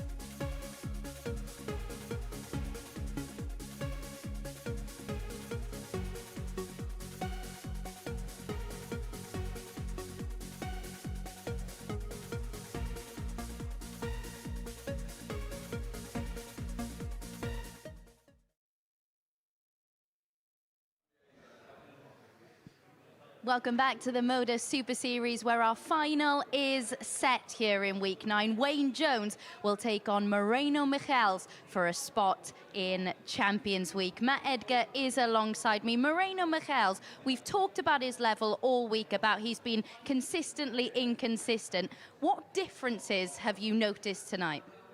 None. None. It's been consistently inconsistent all the time. And he just keeps finding a way to win. And it's almost like the players getting nervous against him. I saw Jim McEwen in that game. His whole demeanour. Now, Jim McEwen's demeanour has been a little bit all over the place anyway, but it seems to be against Moreno. Everyone just seems to sort of go into the shell a little bit for some reason. He's got some sort of aura, and he's not a guy who we know will be sort of in the practice room trying to wind the players up, trying to get in their heads. He's not that way inclined, and he's maybe quite quiet and quite reserved, and maybe that's part of the what's coming through when it comes up onto the stage, that people just can't get a read on him. Would you say one improvement to his game, though, is when he's got 3 darts in hand for a double, he has been maybe that little bit more clinical? It was something he addressed as a problem, and it's certainly something that he's been able to fix a little bit tonight. But he's done that while sacrificing the combination shots that he's been getting. So he's fixed one problem and started a new one. But ultimately, he's now in the final, and none of that matters. This all changes now. You come up on the stage, it feels different. You're coming up, big prize money jump. We're talking a sizable prize money jump. Big opportunity as well to get through to Champions Week. The trophy comes up on the stage as well. You're looking at that every time you walk back. The whole vibe now changes, but he's been on this stage in this situation a couple of times already. Yeah, confirmation then of the 8 results that we have seen so far this evening. As we mentioned earlier, Mark Dudbridge got off to a winning start, a 4-2 success over Christian de Boer. Then really the standout fixture of the night, Jim McEwen with an average in excess of 101, got the better of Mark Dudbridge, wired double 12 for the 9-darter in that one as well. Flash did what he needed to in that one. He required just the 3 legs to book his spot in the semi-final, and then Jim McEwen joined him by getting the better of Christian de Boer. Group 2, Moreno Michels, as you can see there, won his first match 4-3, went down to Kevin Painter, but he'd already done what he needed to do by getting those 2 legs on the board. A disappointing evening for the artist, but he did sign off, of course, with that victory. Then we moved into our final for Moreno Michels, completing that victory over McEwen, and then Wayne Jones getting the better of both of our favourites to go on and win this week. Where do you think it went wrong for Flash in that semi-final? He looked tired, he looked tense, he was stretching out a lot, he was playing with the hands, just sort of... That was a long break for Mark Dudbridge. He had a 2-hour gap between his game and then coming back to play the semi-finals. I think that time was maybe just a bit too long. In that time, you sort of lose the adrenaline, you cool off a little bit, you don't know, do I play, do I sit down, do I do a bit of both? Then you sort of like lose your form. It's really hard to manage that amount of time without competitive play. So I think the biggest thing there was probably just that gap. I think if he was 10 years younger, he may have been okay to sort of see that through, but certainly not with a bad hip that he's got. It's quite interesting that you mentioned tiredness, because we both just saw Wayne Jones as we were making our way here, and he just said, oh, well, I hope I wake up in a minute or two. How does he manage that now? Because he's got a massive game ahead. Is it just the hope that the adrenaline will carry him through, or is there anything he can be doing in the back room? He's got to switch that off, because he's not playing bad.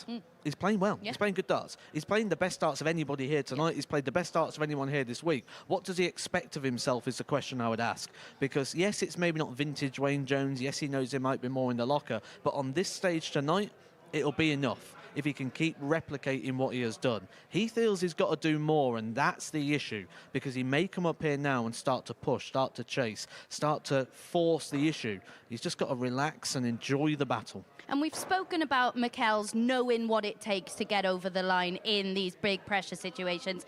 How do you think he's going to handle this? Do you think he'll raise his level in this final?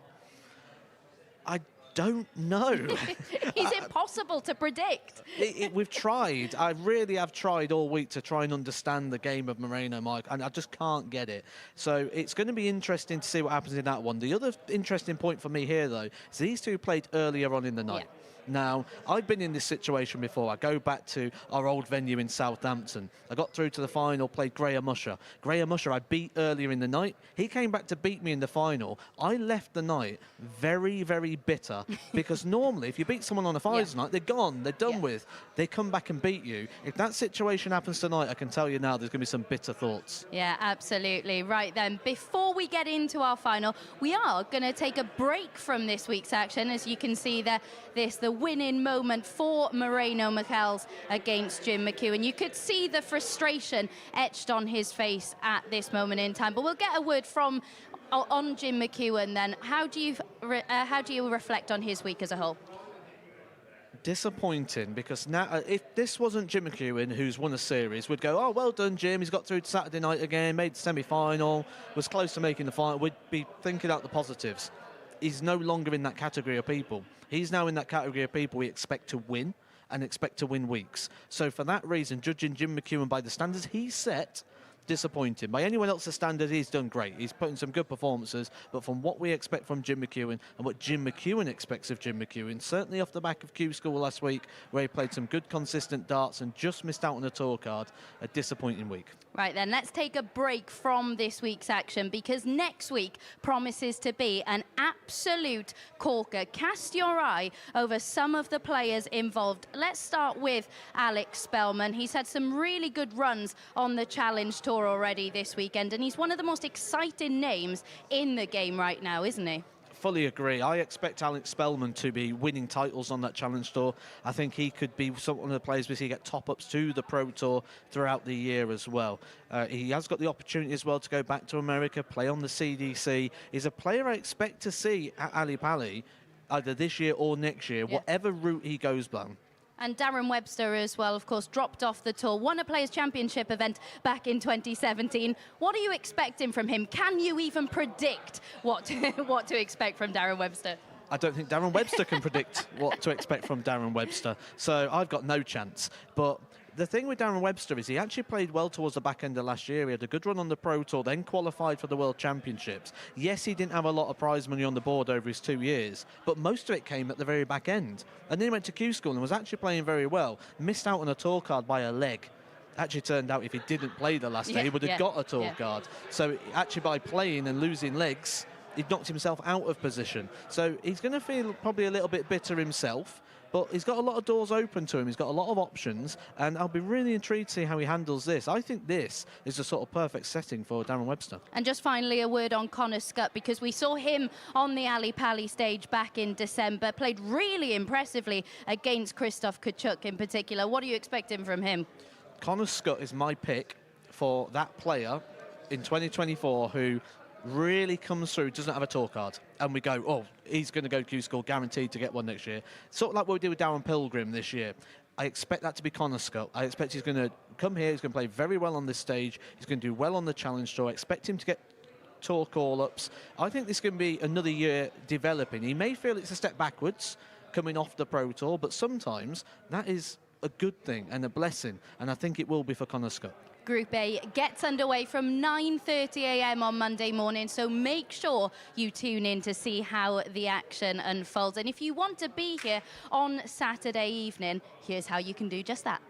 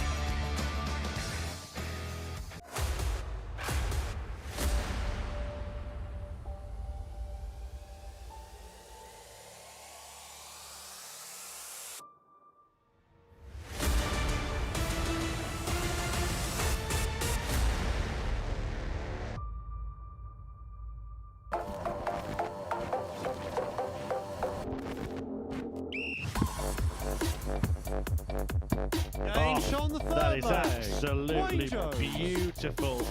Straight up the line for Wayne Jones. Game, shot, Man who reached the 2006 World Championship semi-final has kicked off his campaign here. Game, Wayne Jones gets the job done in style. Here we go then, our Week 9 final. Moreno Michels taking on Wayne Jones for the second time tonight. Michels coming through a decider when they met in the group stage. He had led 3-1, but the Wanderer did well to take it all the way. Actually missed a match dart before Michels came through that one. Who's going to win the most important match of the evening then? Let's hand over to Matt Edgar and Chris Murphy to talk you through it. Yeah, both players have been runners-up before, but now one will be the champion. Would it be the 58-year-old Wayne Jones, the ever-experienced Wolverhampton Wanderer, tasting success on the Super Series stage for the first time? Or would it be Moreno Michels, who has won on that stage before, but lost the grand final to Jim McEwen, who he accounted for in the semi-finals tonight? Michels getting a 4-2 victory over Chucky, the Scotsman. And that means that the door is now open for a new name to be etched onto the Roll of Honour at the end of the series. But which name will be on that Roll of Honour at the First end leg, it's Wayne to throw first. Game on. Who'll be getting their hands on the trophy? Will it be Wayne Jones? Will it be Moreno Michels? We will find out in a race to 4 legs. Matthew Edgar, I know that you were 100. punting for Mark Dubbridge, not just before the night, but before the week started. He gave you a good run for your money, but where's your 50p going now? Well, actually, that was my each-way pick. My main pick was Wayne 44. Jones. I thought it might be. He's won the bullseye in the back room, so has the advantage of throwing first. The only time a match is preceded by a throw for the bullseye is 100. the final of a week.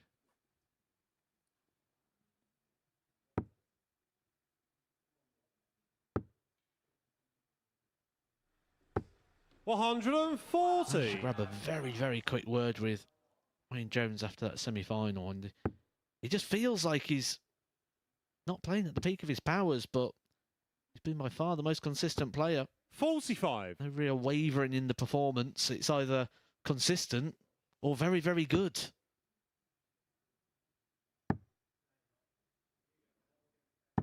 $96.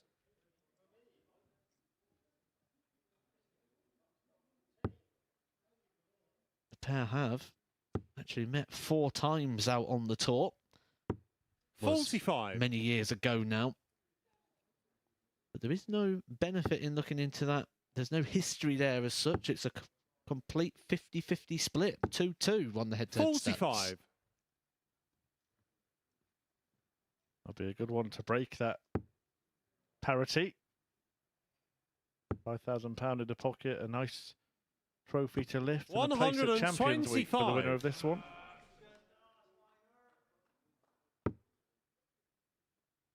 Two cries of good darts, Wayne, from the crowd. How many have come with him? Wayne, you but plenty require here 86. sticking around to watch this final. And Wayne Jones is known, isn't he, by darts fans? Might make himself known in this match. 61. Close to the bullseye, but Moreno not close require enough. 91.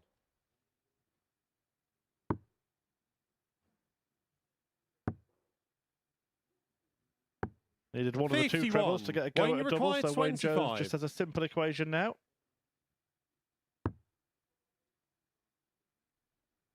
Game shot on the first leg. Wayne In fact, Jones. I gave you some outdated information there, haven't I? Giving you the 2-2 because the 2 actually met earlier Second on leg, this it's Moreno evening. to throw first. It was Game on. Moreno Michels who came through with a 4-1 success over Wayne Jones. 100. I just assumed you'd included it.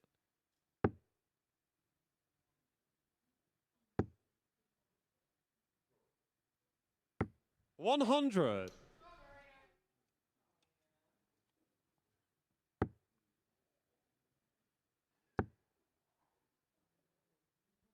$140. Well, however many times they've met, this is the one that really matters.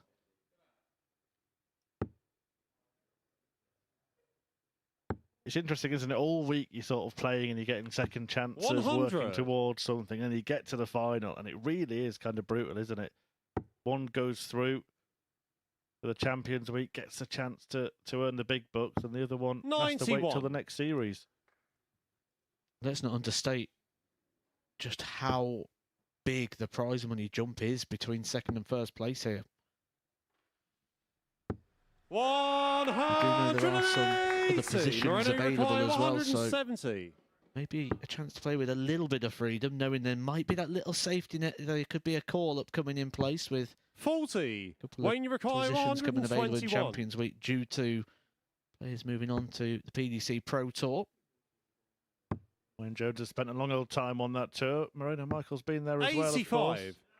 Moreno require 130. 130 to level this match.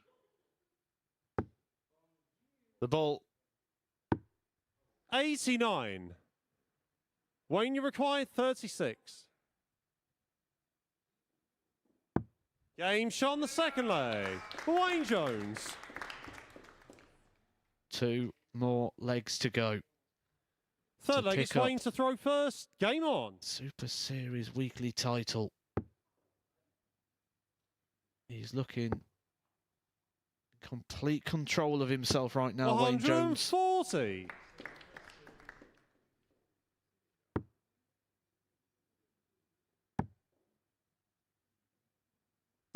$96.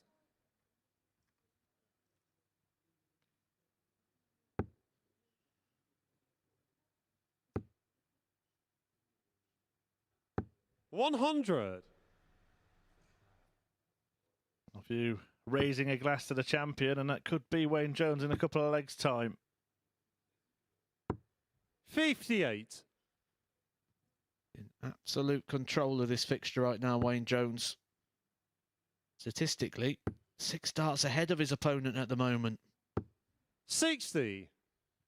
Don't forget, if you want to be part of that audience, you can be here at a Super Series finals night. Just scan that QR code, it'll take you straight through to 26. the dartshop.tv booking page.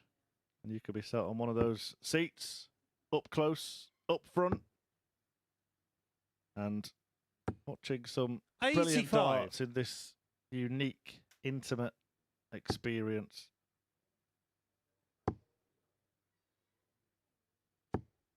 $83. Wayne, you require 116. Minimum 6 starts here for Jones.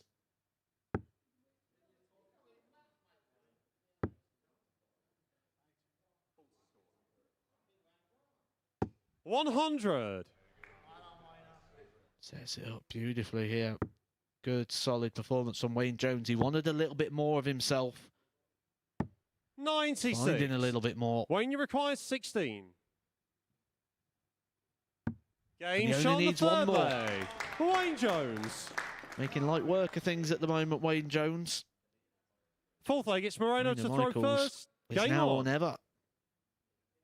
One more leg to get his hands on the trophy. 46.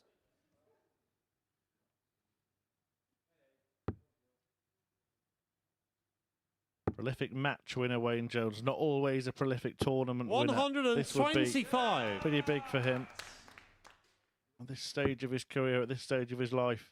And it opens the door to more as well. This is what the 140. Super Series and events like the Seniors has done, hasn't it? It's revitalised those players who maybe thought the days of winning on TV stages has gone. 60. He would join Andreas Harrison, Steve West, Andy Bolton, Chaz Barstow and Cam Crabtree at Champions Week. 60. 3 more weeks to decide 3 more places, and then the best runners-up will fill the remaining spots. 60. As Matt mentioned, a couple of players have gone on to play at the PDC Pro Tour events, having won their respective 85. weeks here at the Live Lounge. Big last start there from Moreno, just giving him some hope. Wayne Jones looking to jump in here. 135. Moreno, you require He's in 170. reasonable range.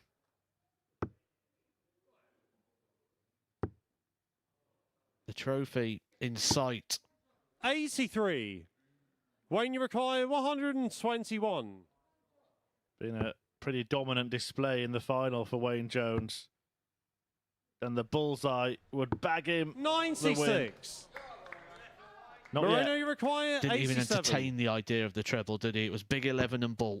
He was in danger of hitting double 11, actually. He was that far away from the treble. No bull for Michaels. He wants Game double shot on the 5, and he fourth takes it. What a leg. clutch kill Moreno that is. Michaels.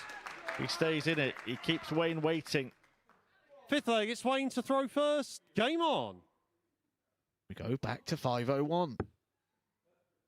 You've literally just thrown a dart to win the match. But he's brushing that off extremely quick here. Wayne Jones' second maximum of the game. Puts himself in the driving seat. 96.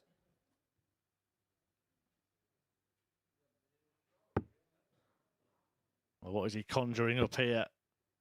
That is 5 perfect darts. 140. They waited all night.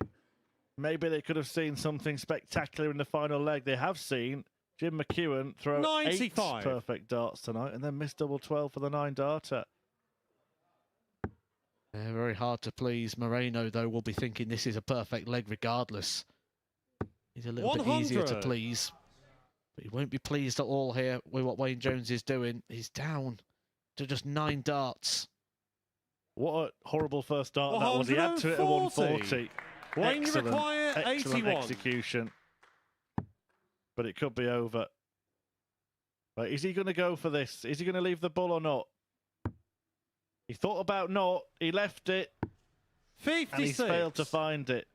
And now Moreno, he's you thinking, I require should have just 170. left myself something straight.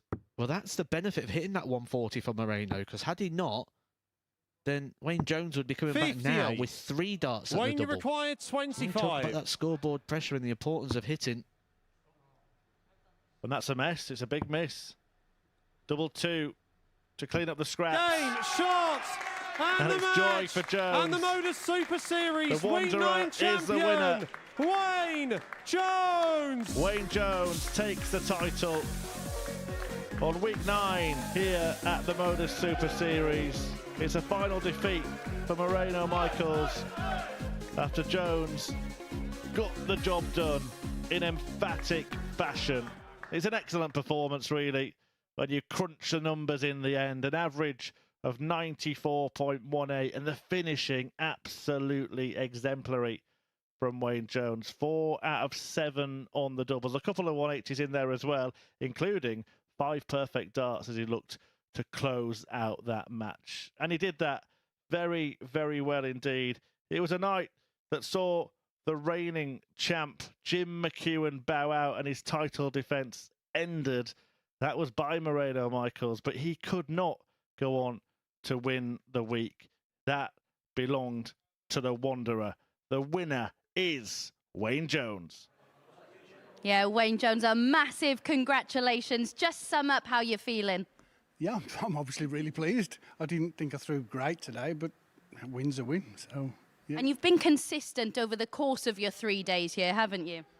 Yeah, I started off a bit rough Thursday. I got better last night. I threw well last night, and I struggled through tonight. I didn't play particularly well again, but you just keep going, and hopefully you get it. Does it play on your mind at all? Because you played Moreno Michaels in the group stages. Does that play on your mind at all when you then have to play them again in the final? Not at all. I should have beat him twice and lost both times. So that was nice to get me home back. Yeah, absolutely. And just sum up how much this means at this stage of your career to be beating the players that you've beaten tonight and going on to lift the trophy. Yeah, it's still life in the old dog yet. Every now and again I have moments, and obviously tonight's a moment. So yeah, I'm very pleased. It certainly is. We're going to let you have your moment now. Go and lift the trophy in front of all these fans. Ladies and gentlemen, Wayne Jones.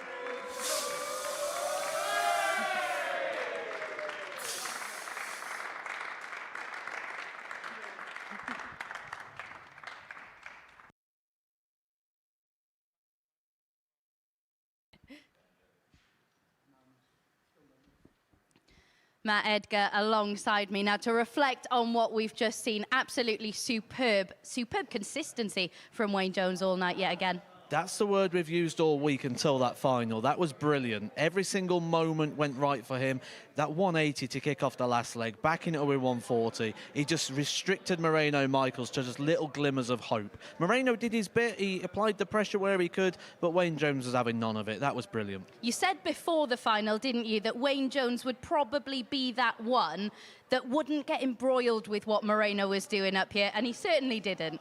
No, absolutely not. It was a really good performance all the way through, from the first start to the last. Looked completely in control of himself. And like I said, Moreno, that 140 at the end there, really did apply the pressure, made Wayne Jones think. And at that point, once some thoughts start going through your head when you're so close to the finishing line, after he's just missed match starts as well, you can't commend him any better. It was a really, really good performance from Wayne Jones. A good champion, and he's going to have a good chance at Champions Week.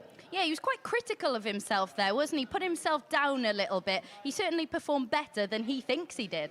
Don't believe a dart player. We'll always tell you every time, we're never happy with what it is. We want a bit more, because you sort of feel if you come up and go, yeah, I did brilliant there, that you think everyone's going to think that that's my best, and you want people to know that you got a little bit more in the locker. But he'll be happy with what he's done. When he takes stock, when he wakes up in the morning and he looks back what he's done over the last couple of days, he'll be delighted. Yeah, really, really excited to see what he can do in Champions Week. Really interesting, though. The first thing he said to me, as soon as I said, congratulations, Wayne, he said, well, I've missed my train home now. That's all he's thinking about. He can get a taxi if he wants now, can't he? He's got to get a limousine. He'll be fine. He's got plenty of money in the pocket now, £5,000 and a chance to lift that 20 grand. Yeah, and let's turn our attention then to Monday. Alex Spellman's in action. It's going to be an interesting week. I'm going to put you on the spot. Why not? One more time. Who do you think comes through that corker of a lineup we have next week? Can I pick 7? Connor Scott. I'll go with 1, but yeah, I can give you 7 potential. Amazing. There we have it. So Wayne Jones is the man here at the Super Series in week 9. We go again on Monday morning with a bumper lineup.